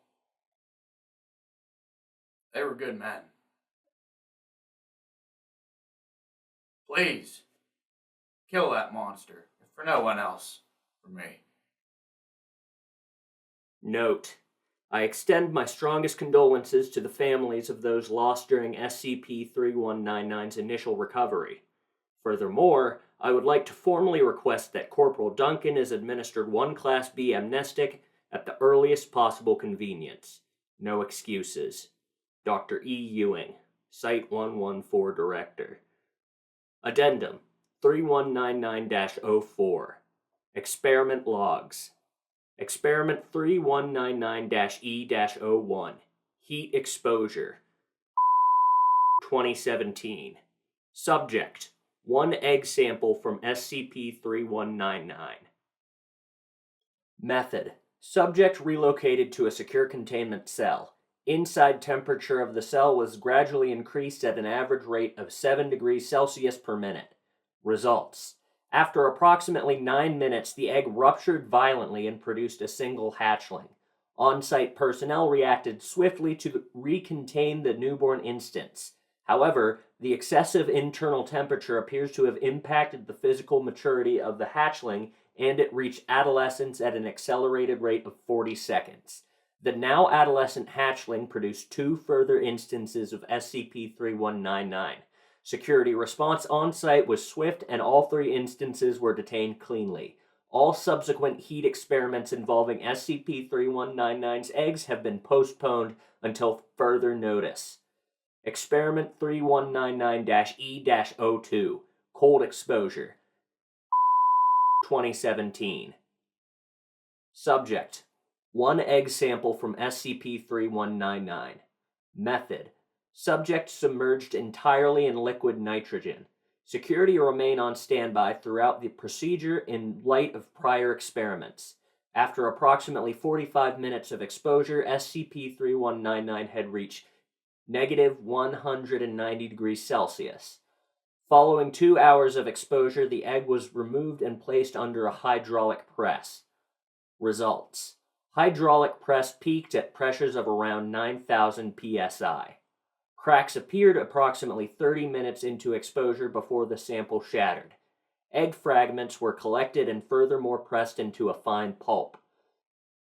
0 traces of albumin or yolk were located. Complete incineration of the shell's remains proved successful in destroying the egg and its reproductive capabilities entirely. Experiment 3199-E-03. Chemical analysis of shell. 2017. Sample: 10 grams of finely pressed eggshell pulp, taken from an SCP-3199 egg. Results: detailed chemical breakdown shows traces of nacre, enamel, and a currently unidentified carbon compound. Microscope analysis suggests that the shell itself is composed of a tightly packed crystalline structure. Practical application of this material is pending administrative approval. I love a good creature feature, and I think SCP-3199 is the perfect, well, not perfect, but one of the best creature features that SCP has to offer. It is basically, it's an inevitability. There is no halting its progress. It'll just continue to make and make and make, as the note said. SCP-2191, Dracula Factory, by Metaphysician. Item number, SCP-2191. Object Class, Keter, formerly Euclid. Special Containment Procedures. The Foundation is to maintain surveillance operations, but is otherwise not to directly interfere with SCP-2191 or the ritual practices of communities within the vicinity of the Hoya Forest. Exploration of SCP-2191 is prohibited outside of remotely controlled drones. Foundation operatives are to maintain the facade of forest rangers in the employ of the Romanian government. In the event of a SCP-2191 security breach by civilians or hostile entities, lethal force is authorized. Description: SCP-2191 is a temple complex located within the dense Hoya forest of Romania. The first 2 floors of the structure hold a close resemblance to Eastern Orthodox monasteries commonly found in the region. This is suspected to have been a deliberate effort to disguise the true nature of SCP-2191. Thracian and Dacian architecture have both been discovered in the lower levels of the temple complex, and artifacts belonging to the Kunteni Tripilian culture have been recovered from the system of tunnels that makes up the lowest known portion of SCP-2191. The caverns of SCP-2191 are not thought to have been formed naturally, and were likely constructed circa 4,800 to 3,000 BC. SCP-2191 is inhabited by a population of organisms classified as SCP-2191-1. Instances of SCP-2191-1 are considered genetically human, but have undergone several significant, seemingly fatal mutations. SCP-2191-1 lack all major internal organs with the exception of the lungs, heart, and brainstem. The outer epidermis lacks pigmentation and displays a condition resembling cracked porcelain, possibly related to Harlequin syndrome. Entities appear androgynous, lacking or having somehow removed secondary sex characteristics. Their regressed eyes are covered by a layer of skin, rendering them mostly blind but still able to react to light, universally displaying aversion to wavelengths over 100 nm. Further deviations from baseline Homo sapiens include especially flat, upturned noses and funnel-shaped ears, both considered related to their dependency on olfactory and auditory perception. SCP-2191-1 do not appear to communicate via language, the only sound produced being a persistent clicking of the tongue, speculated to be a form of echolocation. SCP-2191-1 do not readily appear to undergo senescence and have not aged since containment. Further analysis has revealed an abnormally slow metabolism. SCP-2191-1 instances are not believed to be biologically immortal, but have a significantly decreased rate of necrosis. SCP-2191-2 refers to a collective of vermiform organisms. These organisms vary in size, form, and purpose, and are accordingly classified as SCP-2191-2A, -2B, and -2C. Genetic analysis of SCP-2191-2 shows close relation with fellow subgroups, their most recent common ancestors being Homo sapiens. It has been speculated that SCP-2191-2 did not naturally evolve on their own, but their true origin remains unknown. SCP-2191-2A superficially resemble petromyzontiforms, lamprey, but whose internal structure more closely resemble hyrudinae, leeches. Each SCP-2191-1 has an SCP-2191-2A instance within their abdomen, primarily located where the stomach and the large/small intestines would exist. SCP-2191-2B are an infestation of vermiform organisms that live throughout the hollow walls of SCP-2191. SCP-2191 appears to have been constructed with a system of channels through which SCP-2191-2B travel. These thin, long organisms will enter SCP-2191-1 orifices, primarily via the mouth or rectum, but do not appear to cause harm or discomfort to their hosts.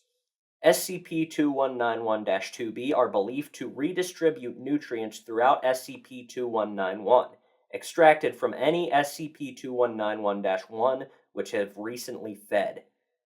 SCP-2191-2C, like SCP-2191-2B, inhabit the interior architecture of SCP-2191. These tendril-like appendages are composed primarily of neurons and attached to the SCP-2191-1 at the base of the spine while inactive. Only when attached to SCP-2191-2C do SCP-2191-1 display behavior resembling that of a sapient organism, including posturing suggestive of prayer. SCP-2191-1 are considered inactive while connected to SCP-2191-2C. During an active state, SCP-2191-1 entities will leave SCP-2191 and aggressively hunt for living humans, ignoring non-human animals and deceased individuals. Active states do not occur simultaneously among SCP-2191-1, although an active state will always occur between dusk and dawn, nor do they hunt as a pack, choosing to spread throughout the forest. A paralytic agent is employed to disable their prey, injected via venom-delivering barbs located in the lower carpals of both hands. When prey have been successfully incapacitated, SCP-2191-1 will open its mouth and widen its throat, unhinging its jaw in the process. SCP-2191-2A will then emerge from SCP-2191-1's interior cavity, initiating the feeding process by latching to the victim's neck via a toothed, funnel-like sucking mouth. SCP-2191-2A will first inject the body with digestive enzymes, liquidizing organ, muscle, and bone alike before consuming the resultant fluids. The process can last anywhere from 20 to 50 minutes, depending on the size of its prey. Although known to those living in the vicinity of the Hoya Forest, SCP-2191 was not recognized by the Foundation as an anomaly until August 1916, after the unexplained disappearance of 244 members of the Austro-Hungarian First Army during the Battle of Transylvania. Due to the First World War, operations to contain the threat did not begin until early 1919. Without a source of food, SCP-2191-1 entities appeared to enter a dormant state as of December 1924. Several incidents occurring between 1932 and 1977 would result in the discovery of SCP-2191-3. List of incidents. 26th of September, 1932, Greece. The Larissos earthquake devastates the Chalkidiki Peninsula and results in 491 reported casualties.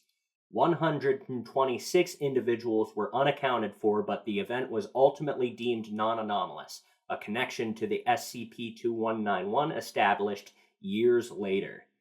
December 26, 1939. Turkey. The Erzincan earthquake results in the deaths of approximately 33,000 people. Locals report a great serpent rising from the ground at the onset of the earthquake. The Foundation begins to investigate the region. November 10th, 1940, Romania. An earthquake strikes Vrancia. Casualties are low.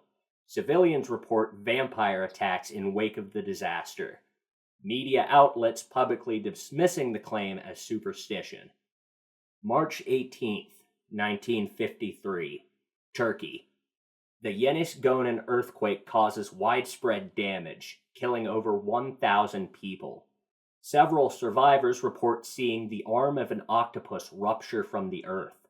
Civilians report pale men attacking survivors in the night, reports ceasing after approximately 1 month after the disaster. July 26, 1963, Macedonia. The Skopje earthquake kills over 1,000 people and renders 200,000 homeless. Approximately 500 would go missing in the wake of the disaster. Reports of pale men in the night are common. March 4th, 1977, Romania. The Vrancia earthquake kills over 1,500. However, only 800 bodies are accounted for. Reports of pale men and tendrils pulling victims beneath the ground. Panic spreads throughout the region. Foundation operatives are able to confirm a connection to SCP-2191. SCP-2191-3. SCP-2191-3 is an organism whose core is located deep beneath SCP-2191.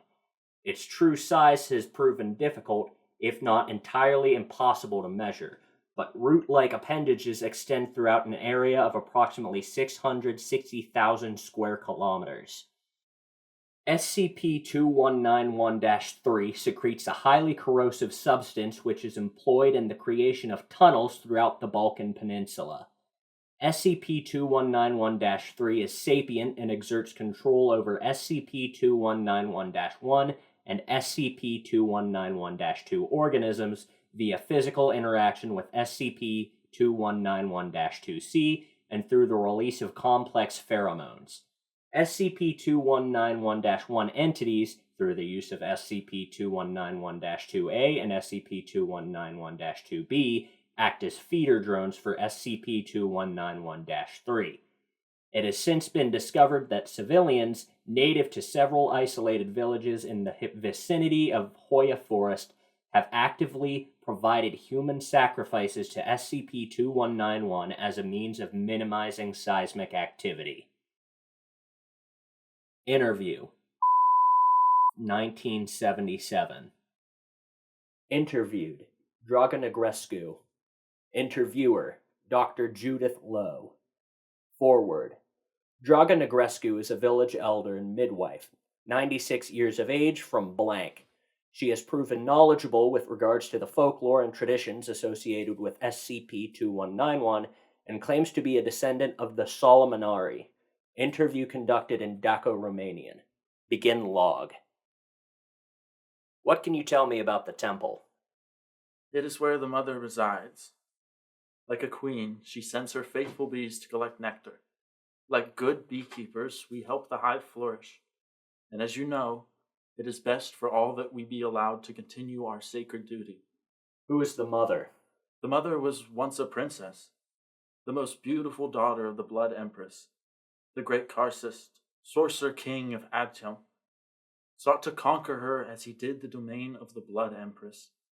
He claimed her, as was his right, and she became his favored concubine. In time, she came to worship the great Karcist, just as we who hold to the old ways do. She begged her to bear his children, and the great Karcist blessed her with his sacred seed. The mother swelled with joy and life. Here she was planted, and here she grew.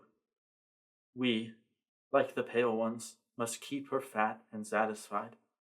The pale spew the nectar onto her many mouths, and her brood suckle upon her teats and grow strong. The mother and the land are now one. Her earthen womb swells, and soon she will rupture. All around you is tinder for the gods. End log. A statement from the O5 Council. There are some who wish to believe that the Foundation has never, nor will ever, cater to the designs and desires of an anomalous entity. Foundation efforts to contain SCP-2191 are now thought to have inadvertently led to the deaths of approximately 40,000 over 45 years. The obvious choice would be to neutralize the threat, and we've tried. The number of civilian and Foundation casualties being well beyond acceptable numbers. In order to contain the larger threat, we must allow it to feed. We are aware of the offense caused by this procedure. This is not the first time, nor will it be the last, that the Foundation has been forced to commit a lesser evil in prevention of a greater. We do believe that, in the end, our current method is the most preferable, with regards to both ethics and efficiency.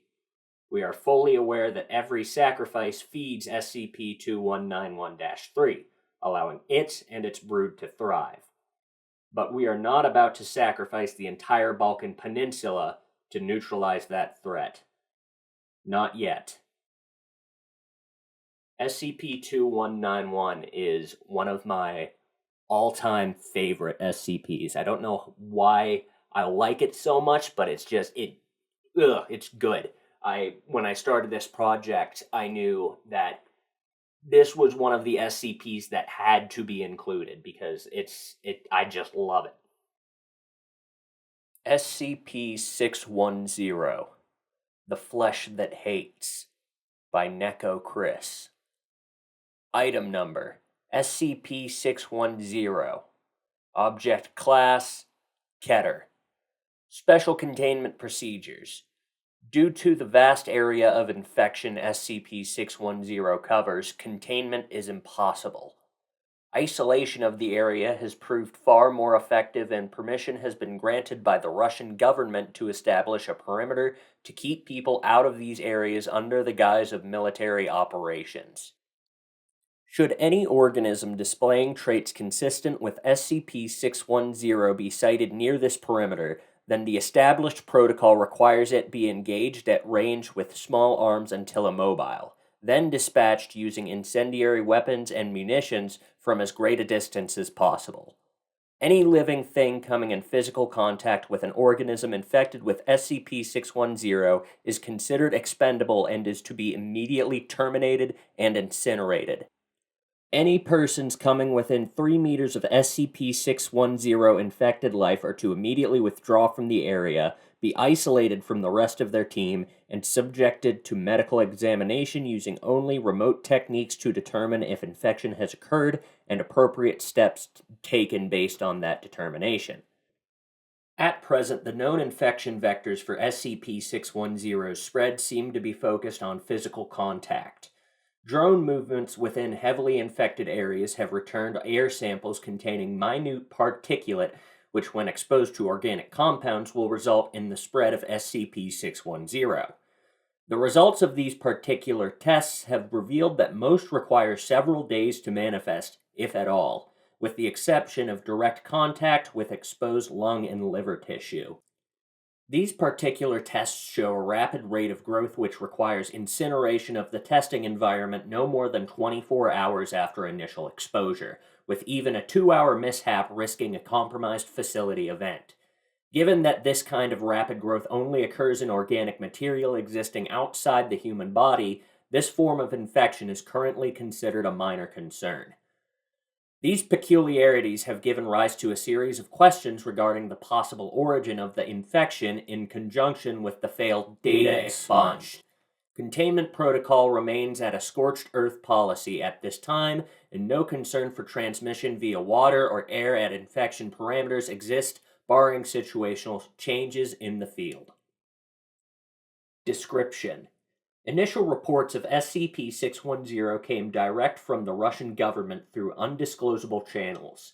These reports consisted primarily of disappearances of farmers in the region and were not considered until the local police, followed by the regional police, and finally a government dispatched agent all failed to report in within a 72-hour period. A small military contingent was dispatched to the area and quickly withdrew, at which point the Foundation was contacted to investigate. The area SCP-610 affects is close to Lake Baikal in southern Siberia. Areas of known infection are marked on a map provided to us here. Containment perimeters are marked in blue surrounding these infection areas, and as of present, no further locations have been identified. Incursions into the perimeter must be reported prior to conducting, confirmed during exploration, and debriefed on immediately following return. SCP-610 appears to be a contagious skin disease at first, with symptoms including rash, itching, and increased skin sensitivity. Within 3 hours, the disease will cause blemishes resembling a heavy scar tissue to form in the chest and arm areas, spreading to the legs and back within an additional hour, consuming the victim completely within 5 hours. Exposure to higher temperatures vastly decreases the time for the contagion to spread, and complete infections have been recorded occurring in as little as 5 minutes. After the completion of the infection occurs, the victim's life functions will cease for approximately 3 minutes, after which they will restart at 2 to 3 times the activity rate of a normal human. Following this, the scar tissue on the victims will start to move of its own accord and grow at a rapid rate. Normal human features start to disappear at this point under the infection, and the path of mutation appears to be largely random. Subjects observed in this stage of infection have been recorded as growing 3 or more limbs of a type, such as arms or legs.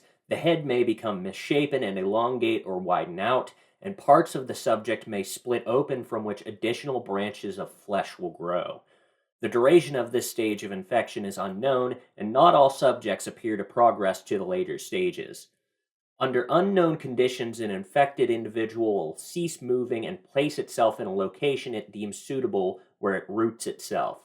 The fleshy growth on the victim will then begin to spread itself across all surrounding objects and consume them. Such objects do not spread the infection as living creatures do, however, and the effect of prolonged contact with these objects is recorded later in this document. It is assumed that this behavior is to create an area hospitable to continued growth of the other infected. Observation of life infected by SCP-610 by staff is impossible. Those infected with the disease immediately seek out aid as natural human impulse, resulting in unattended infections.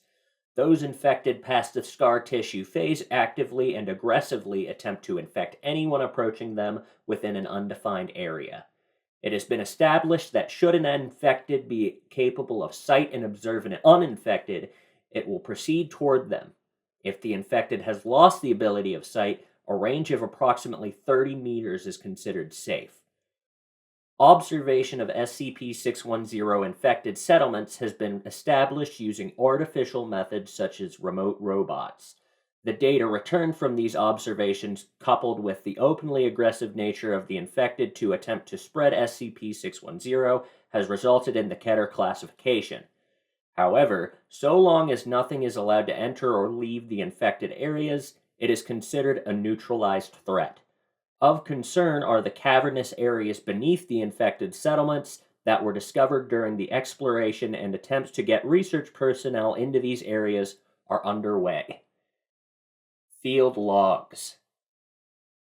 SCP-610-L1. After establishing the containment perimeter for SCP-610, the Russian government approved our request to research and investigate the area. For the first such exploration, a small camera-mounted unit known as Herbie was dispatched at a safe distance and directed towards Site A. Herbie has a battery life of 12 hours and a control range far wider than that required for this dispatch. Herbie is able to enter Site A without incident. The landscape around Site A shows early stages of assimilation by singular SCP-610 infected who have fallen at a largely random intervals around what remains of the village. Many of the homes appear to have suffered fire damage long since put out. However, a fair amount remain intact. Aerial reconnaissance of Site A combined with thermal imaging has put it at an estimated population of 79 infected. Immobile infected are included in this number. However, it is difficult to ascertain an exact percentage of mobile versus immobile. Varying degrees of physical mutation due to SCP-610 are present in Site A, and it is assumed that all the inhabitants are in advanced stages of infection. Herbie observed the exterior of the village for 2 hours, during which time all infected behaved with what appeared to be a loose sense of social structure. Because Herbie remained stationary during this observation period, it is unknown precisely what each individual infected person was doing. However, the Central Plaza experienced occasional bursts of activity and downtime. Requiring more information, Herbie was directed to follow an infected as it entered its home. There's bumpy camera feed as Herbie scoots over the gravel behind the quickly shambling infected person. The interior of this home is the same as that attached to the primary file for SCP-610. The infected being tailed is the one sitting at the table. After entering the home, Herbie's camera was raised slowly as to not draw attention. This action was either unnoticed or ignored. The infected person is watched from the doorway as it hobbles around the home and stops at each of the other visible infected organisms.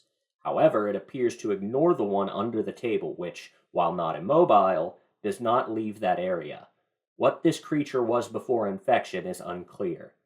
After lapping the table and repeating this procedure 3 times, the primary infected person, known as Alpha henceforward, stops at the bedridden infected, known as Beta, and proceeds to assault it with furious punches. Beta is unable to leave the bed for unknown reasons, but is not completely immobile as it flails its arms in response to the beatings delivered by Alpha. After several sustained minutes of this beating, a piercing sound explodes from the area around Beta, who then proceeds to project a cloud of unknown matter into the air from its chest cavity. Alpha lingers in the cloud as it floats in the air around them, slowly descending to the ground. The unknown life form on the table aside Beta begins to twitch in an apparent seizure, and Alpha then laps the room twice more, stopping again at each infected organism, but still ignoring the one under the table, as well as Beta now. After these 2 laps, Alpha seats itself at the table and reaches out to position the 3 plates atop it, as if sitting a dinner set. After the plates are positioned, the facial tendrils extending from Alpha wiggle up and start to coil on one of the plates before tearing apart and separating. This is repeated at each plate. The image attached to SCP-610's primary file is a still image of this occurrence. After each plate is filled with Alpha's flesh, it leaves the table and approaches Herbie, which is moved from Alpha's path. Alpha leaves the home, but Herbie's camera remains focused on the table. After several minutes, a group comprised of 6 to 7 infected enter the room from outside, still ignoring Herbie. Each infected shambles as if movement is difficult, jerking in large steps or squirming in small ones. These infected all surround the table and each take turns grabbing handfuls of the flesh substance left behind by Alpha, pressing it into whatever orifices on themselves that they can. Some into their mouths, some into the chest, some behind their backs, some under the arms. When all the plates are empty, this group leaves. Herbie remains here for several more minutes before retracting its camera and leaving.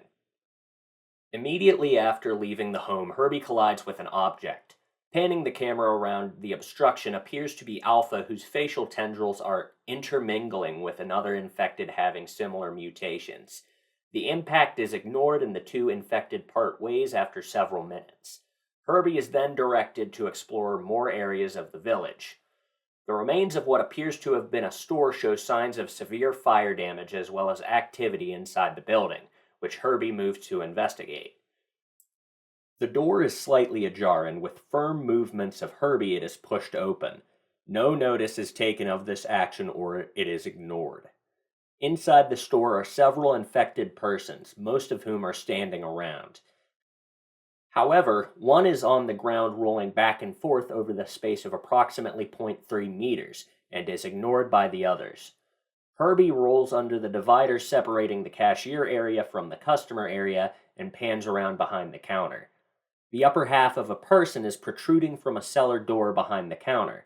This person does not appear to be suffering from advanced infection and wears the garb of a Russian soldier. Herbie zooms the camera in to confirm identification, and it is noticed that the eyes of this person are in constant movement, often focusing on Herbie. The rest of the soldier does not move. Herbie is directed to leave this area and proceeds to the back room. In this storage area, a large pile of bodies are stacked together. Some pieces of clothing are visible and appear to contain both military garb and everyday clothing. No facial features are discernible on any of the bodies due to the way they are stacked. Atop the bodies, an infected sits, appearing to have its lower parts fused to the pile and with its upper half in a wild state of flailing and seizure. Approximately every 10 seconds, a burst of spores fly out the top of this infected, which linger in the air. Herbie is directed to leave the building. After leaving this building, Herbie passes by the village well, surrounding which are a series of immobile infected all facing the well. The arms of each of these infected persons are stretched out, one in contact with the next, forming a perfect chain, save for one whose arms are down at its sides. Herbie passes by this last infected to approach what appears to have been a town hall or mayor's building when the infected becomes mobile and snatches the rover up. Video feed from Herbie focuses on the face of the infected, which is strangely in perfect shape given the condition of the rest of its body, which is horribly bloated. This infected was once a young girl from appearance, age estimated 10 to 12. Herbie is rolled side to side in its grip as its face stares motionless at the rover. The infected's face suddenly balloons in size and explodes outward into a series of fleshy flaps that grip Herbie and draw it inside. Herbie's video feed terminates here. Herbie was considered lost at this point. However, no one at control remembered to turn off the video feed, assuming it cut. 5 hours later, Herbie's video feed resumed stationary and at a raised level pointing at the upper rim of the village well. The video feed contains some blur due to what appears to be a slimy film which often oozes across the lens, but when not obscured, provides perfect quality recording. Herbie does not respond to any remote commands, but its video jerks back and forth from target to target, zooming in and out of its own accord. Video feed is cut manually, and all connection to Herbie's unit are ordered erased. SCP-610-L2. During construction of the perimeter surrounding SCP-610's containment area, several Class D personnel were infected due to assaults from the infected villagers or animals roaming the area, in addition to a number of infections as a result of escape attempts and careless behavior. Most of these infected personnel were immediately destroyed with flamethrowers. However, a small collection of infected were contained in cold storage units which prolonged the inevitable progression of SCP-610's mutative properties. The decision was made to utilize some of these infected personnel as video relays and dispatch them into nearby sites. Due to the concern over loss of equipment as evidenced in SCP-610-L1, all 3 subjects that were used in this manner were sent in with a single video system to Site C. Additional equipment issued for this dispatch include a 1-gallon container of gasoline, 3 emergency flares, 3 9mm pistols with 3 magazines of ammo each, and 3 single-serving food rations. The infected personnel were instructed to observe and avoid interaction with the infected villagers as long as possible, but should a situation arise where they are met with aggression or feel they are losing themselves to SCP-610's influence, they are free to kill as many infected villagers as they choose and do as much damage to infected objects and property as possible while maintaining video feed.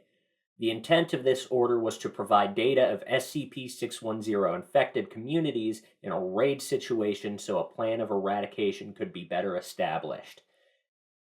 At the time of this expedition, Site C was suspected to be a possible origin point for SCP-610, having far fewer mobile infected than other sites, as well as structures which appear to have been layered over several times with the terraforming effects of the immobile infected.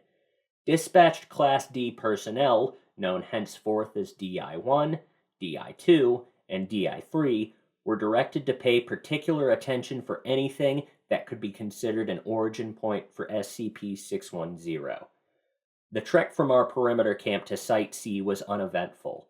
There is no evidence of any native animal life in the area. As Site C is approached, there is a noticeable rise in temperature within the last 30 meters of the trip that necessitates removal of the heavy cold-based coverings that were provided. The temperature rises again sharply at the entrance to Site C proper, which requires a further shedding of garments for fear of heat stroke. Site C is described as being heavily humid and around 32 degrees Celsius, or 89 degrees Fahrenheit. One of the first immediately noticed traits about Site C is an array of immobile pylons, which encircle what is believed to be the entirety of the site. Separated by an apparent distance of 5 to 6 meters, each pylon appears to be 2 to 4 infected persons fused together in one spot. On some of these pylons, features such as faces or anuses are still visible in addition to several other holes which do not occur naturally, all appearing to act as heat vents. Where the heat is generated is unknown. Current belief is that this is an advanced stage of SCP-610, terraforming its environment to facilitate spread of itself. DI-2, who was furthest along in progression of SCP-610 of the three by a number of hours, begins to seizure after only a few minutes in Site C during examination of the pylons. The progression to the scar tissue phase of SCP-610 infection is observed in full course as DI-2 spasms on the ground, his entire body being overtaken by the sickly tan flesh almost entirely after 45 seconds. DI-2 is terminated by a gunshot from DI-1 and his equipment left where it is. The spread of SCP-610 over DI-2 continues even after death of the body until all movement ceases. As Perimeter Control is relaying new instructions to DI-1 and DI-3 regarding this situation, there is a shift in the ground covering in Site C where DI-2's body is. Video feed shows the flesh-like growth splitting open beneath his body and a series of ropey tendrils coming from within the gap to pull his corpse inside. This opening closes up quickly. Total time elapsed 3 seconds. As DI-1 and DI-3 decide to act quickly in these hotter temperatures, fearing the same fate, they proceed to the village center and encounter another previously unknown phenomenon. In the precise center of town, rising above what was the community well, is a sphere suspended by angled supports composed of SCP-610 flesh. This ball is riddled with the features of humans in early stages of SCP-610 infection, as well as a good number assumed to be in later stages. A number of specimens of non-human life forms, such as deer and bears, are also visible within the mass. The entire sphere of flesh pulses at roughly a 5-second interval, and with each pulse emits a ring of spore-like material from its equator. This material floats to the ground and appears to be absorbed into the converted environment. DI-3 begins to douse the sphere with the provided gasoline, and when questioned by a panicking DI-1, explains this looks like as good a thing to burn as any.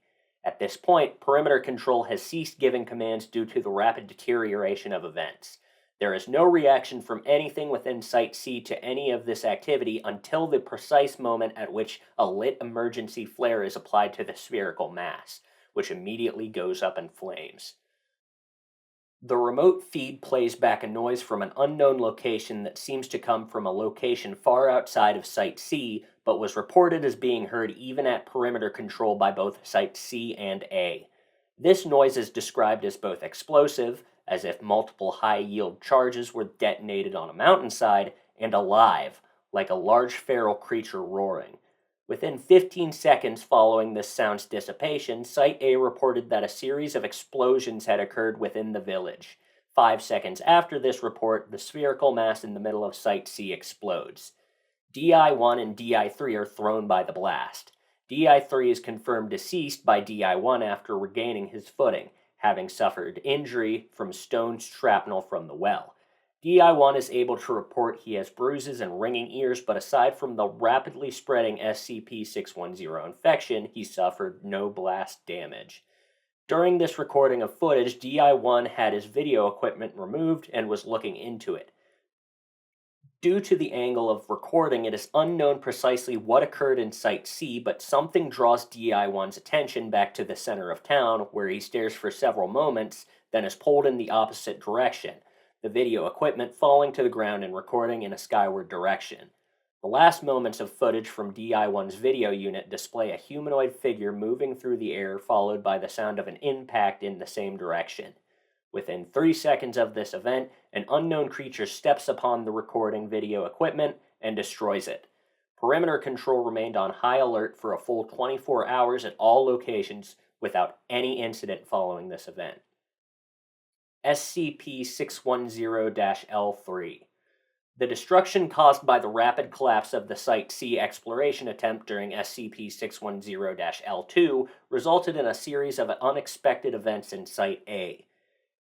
As the strange spherical formation in Site C was burned and destroyed, the SCP-610 infected inhabiting Site A were recorded by aerial drones going into seizures and convulsions. The immobile SCP-610 infected rapidly shriveled and died, along with all of the flesh material spread across inanimate objects within the village. The mobile SCP-610 infected who were able to regain their footing all proceeded to what appears to have formerly been an upper-class residence and entered the building. As the infected entered this dwelling, it suffered a foundational collapse, revealing the presence of a sinkhole beneath it. The size of the hole in relation to the structure above it posed an impossibility for an entire building to collapse, suggesting something within the hole applied force directly to the structure with the intent to pull it inside and expose the hole. The revealed hole is approximately large enough to accommodate 3 grown men standing shoulder to shoulder. Light sources applied by remote drones fail to penetrate further than 4 meters depth into the hole.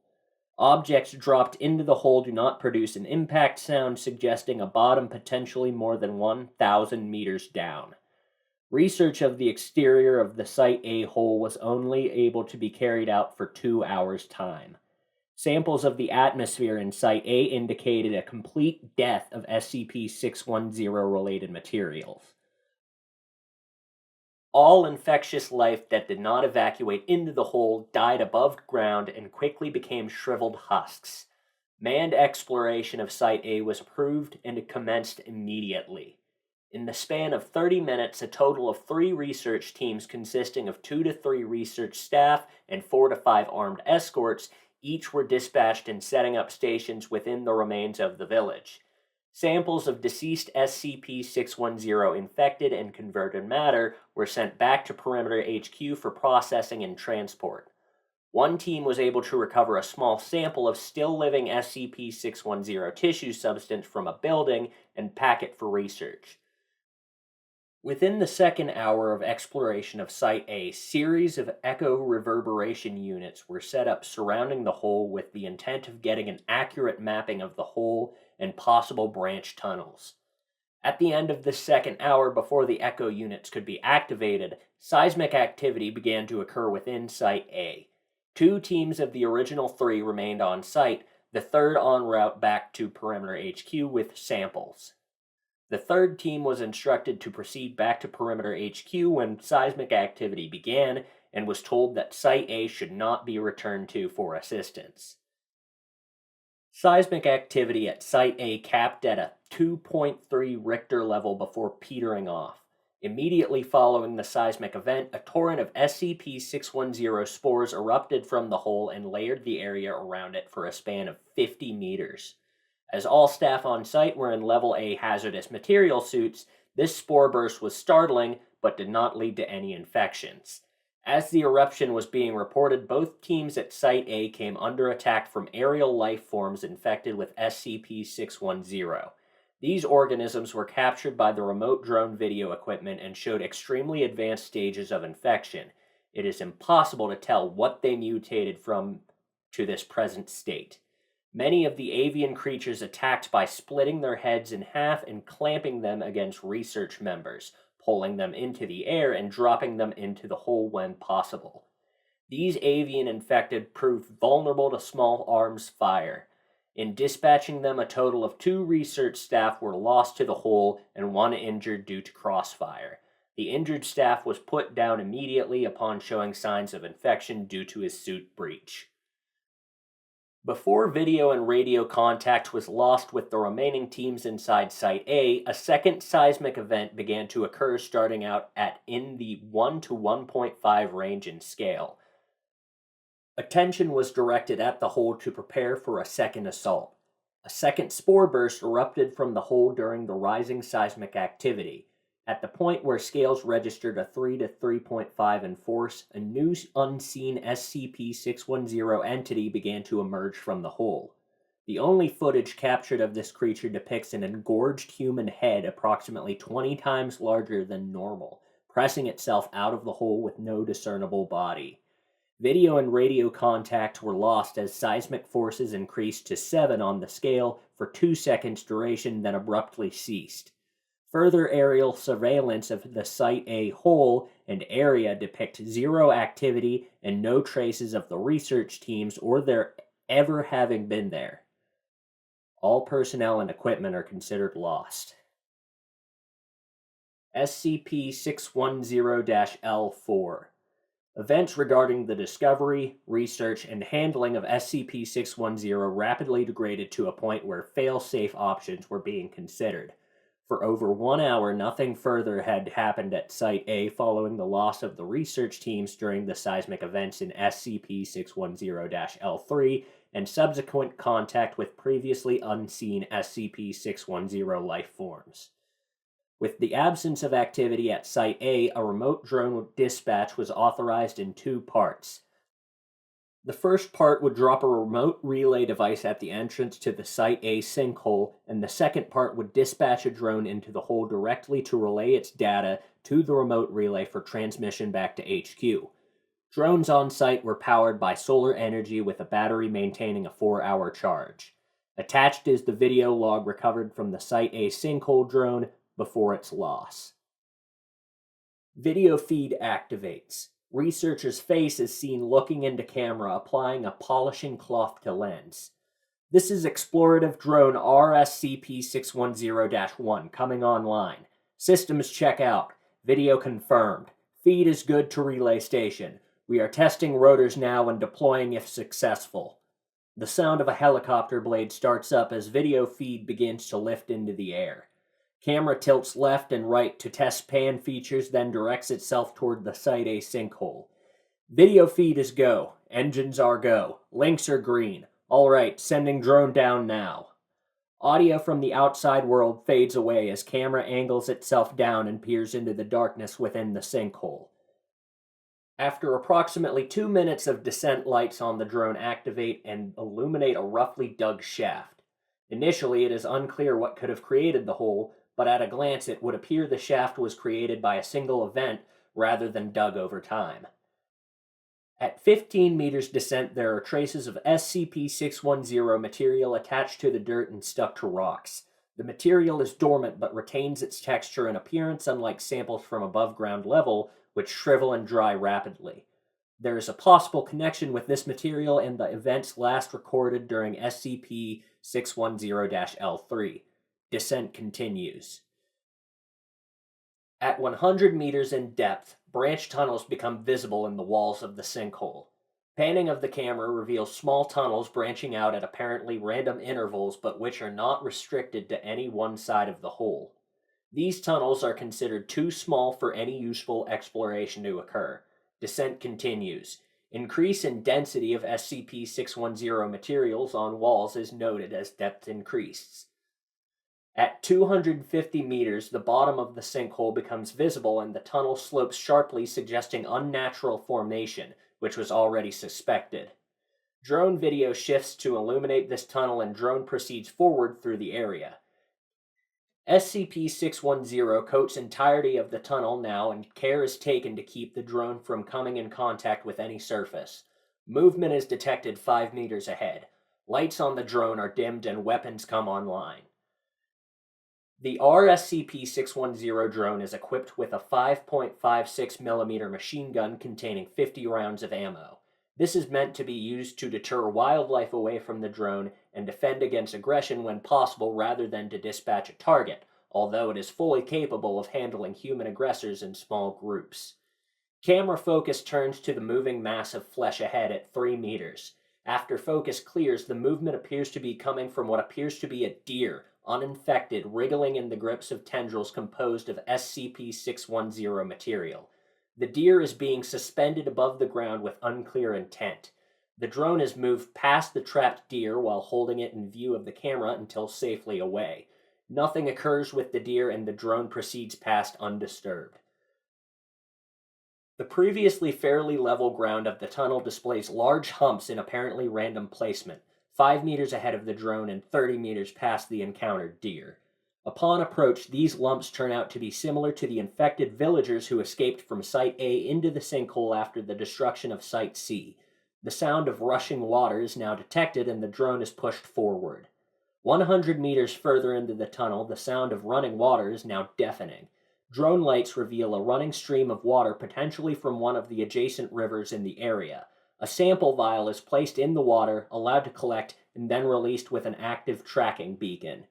Later recovery of this sample indicates no SCP-610 contamination of groundwater. The tunnel splits in two at this point. One tunnel leads around the river and then seems to slope downward, while the other is directly above a light source in the ceiling. This second one is selected to facilitate recovery of the drone. During adjustment of the drone's flight path, it comes in contact with a portion of the tunnel wall coded in SCP-610, causing a deep gash from the propeller of the drone, which is already healing over when the camera focuses on the impact point. The drone proceeds upwards.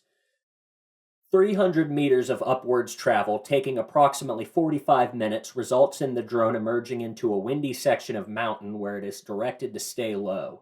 Camera panning of the area reveals what may have once been a village, long since abandoned. The precise location is unclear, but it is assumed to be in the vicinity of Site B, judging from estimates in travel by drone. The buildings here are coded in deceased layers of SCP-610, and unlike other buildings in Site A and Site C, which were coded in SCP-610, these buildings appear to be constructed directly from the tissue substance. After a cursory scan of Site B, it is determined there is no life here, either natural or SCP-610 related, so the drone is directed back into the tunnel, as the winds around the area make aerial recovery impossible. Upon descent into the tunnel, a deep roaring sound fills the audio and video feed, becomes choppy as something blocks the signal. During the periods in which connection to the drone is clearest, its camera and weapon are angled downward and propellers slow in speed to allow a faster drop. Video feed becomes entirely clear for the final 2 minutes before feed is lost. Rushing up toward the drone from the area below is what appears to be a large human face stretched to 20 times its proportions, with no features save those created by the SCP-610 material. There are eye sockets but no eyes, a mouth but no teeth. The drone fires upon this rushing mass of SCP-610, but the bullets do not deter it, impact points remaining visible for several seconds before closing over themselves. There is no room in the tunnel for the drone to take evasive action, and it is swallowed by the mass. SCP-610 is considered lost until 3 hours later, when feed inexplicably returns. Video feed from the drone appears to show a series of structures illuminated by one of the 2 lights on the drone. The camera pans around without instructions from the remote relays or HQ, capturing a vast number of shambling entities within the area. SCP-610 material moves over the lens of the drone and video feed is permanently severed. Man exploration was approved. Results are in document SCP-610-L5. SCP-610-L5. Approval from Central HQ was granted for a manned assault excursion into the tunnels beneath Site A to try and ascertain the extent of the SCP-610 infection. The destruction of Site A and Site C have established SCP-610 can be contained and destroyed, making the source of the infection top priority. The initial descent into the tunnel consists of 5 teams, 2 research and 3 assault, along with enough equipment to establish an underground base of operations. Descent into the tunnels was established using pulley systems and a lift to move equipment. Assault teams were the first to descend, armed with flame units to clean SCP-610 out of the area. All teams were able to descend without incident, and flame units took point, providing an undisturbed journey toward the water source where our SCP-610 drone was lost. Base camp for underground SCP-610 operations resides at the bottom of a 3-way junction, 4 if the water flow is included. The first pathway is that which led from Site A to Cavern HQ. The second is the pathway to the ruined village residing in the mountains above where our SCP-610 was destroyed by a large unknown SCP-610 entity. The third pathway heads west and seems to follow the flow of water for an unknown distance. The cavern area here is quite large and is supported by a number of rock formations that are coated with decayed SCP-610 material. The state of this material suggests great age and appears to reinforce the structural supports. Whether this is intentional or coincidental is unknown. The 2 research teams split activities between building Cavern HQ and collecting samples of SCP-610 in various states. No contagious materials were detected within this area, and the creature recorded by unmanned drones did not appear at any point to the cavern staff. Of the 4 research teams, 3 were ordered to proceed down the unexplored pathway, while an aerial drone was prepped for a second recon of the vertical shaft. SCP-610 infection did not appear in the third pathway until approximately 3 kilometers, and serious infection did not appear until 16 kilometers in. Even after the lengths traveled by the assault teams, no SCP-610 infectious life forms were encountered, and the fleshy material coating the cavern walls posed no threat to the team. The most significant reports at this time were the increasing thickness of material, suggesting a source, and the complete lack of SCP-610 contamination in the water.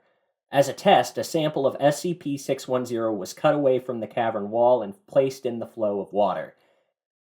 It exhibited no unusual reactions, but was quickly swept away by the current. At 20 kilometers in, the leader of the assault teams requested a transport buggy be dispatched to them. One was available at the above-ground HQ, however, it would take time to move it to Cavern HQ and then remote drive it to the teams. Rations provided to the assault teams were sufficient, so a camp was established while the buggy was moved and readied. During this time, an aerial drone was also sent to explore the vertical shaft. The results of this exploration were placed on hold with the arrival of the buggy at Cavern HQ and ultimately concluded in document Data Expunged.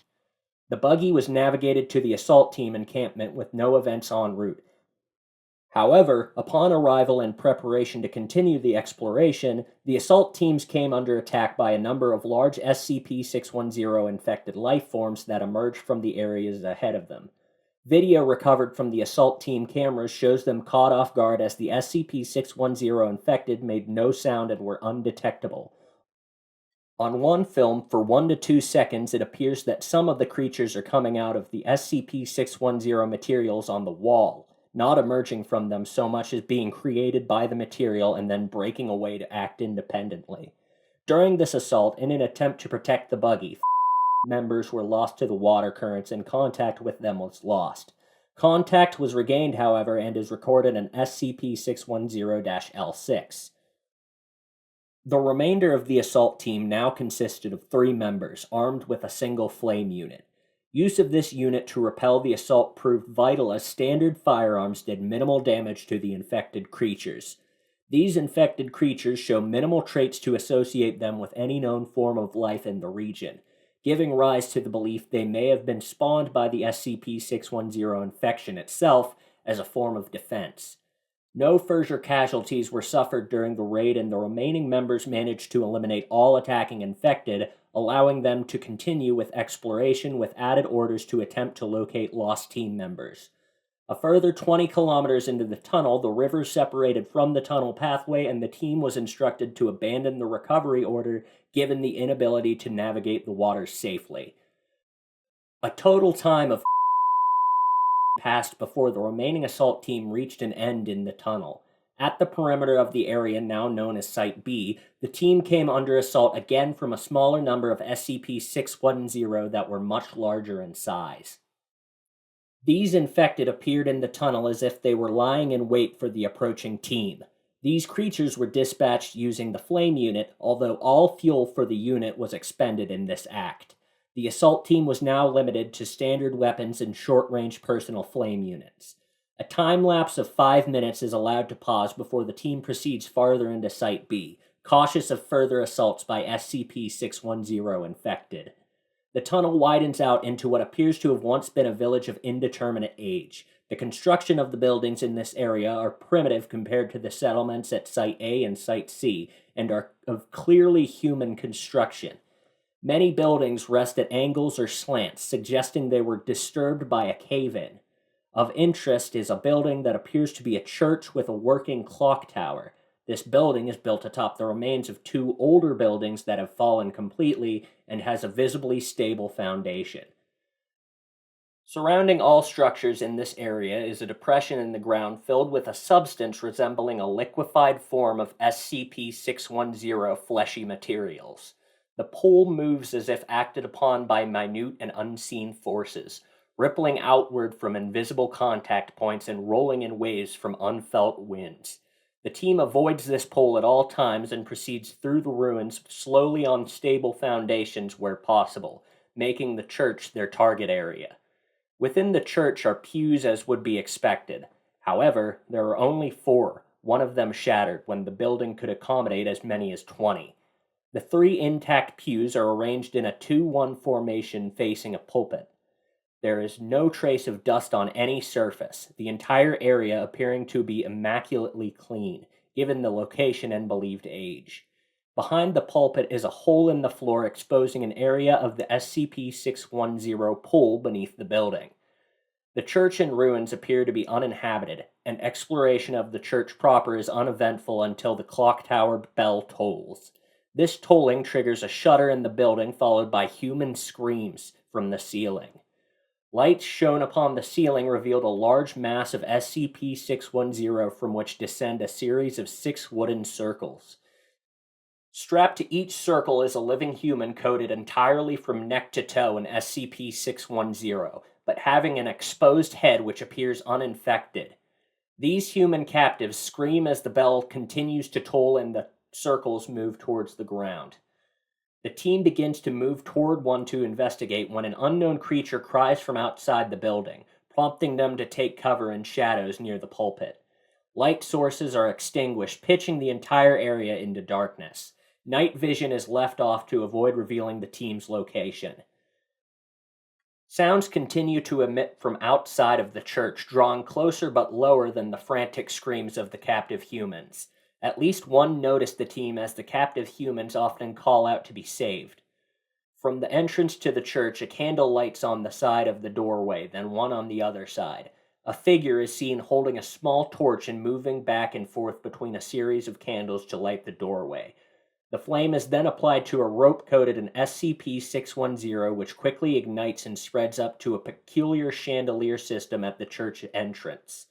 The light from this system illuminates most of the crosses but does not appear to reach the team's hiding place.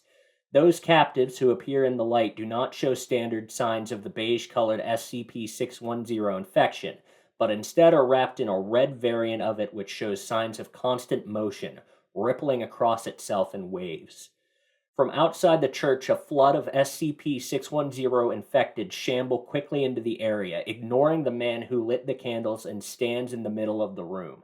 They proceed to the captives on the wooden circles and begin to pull at the red SCP-610 masses, resulting in further screams and cries. From what can be gathered from the returned video feed, the red SCP-610 seems to be connected to the captives and is using them as a source of sustenance that it then uses to grow and feed the normal SCP-610 infected. Overly zealous infected tear at the red mass too hard, which results in pulling skin and tissue from the human captive beneath. This exposed area is quickly covered over by the red mass, which then grows in size. Feeding like this continues for approximately 6 minutes, at which the candle-bearing figure sounds a gong and all infected entities move to the pews. There are several more creatures than seats, but none move past the frontmost pews.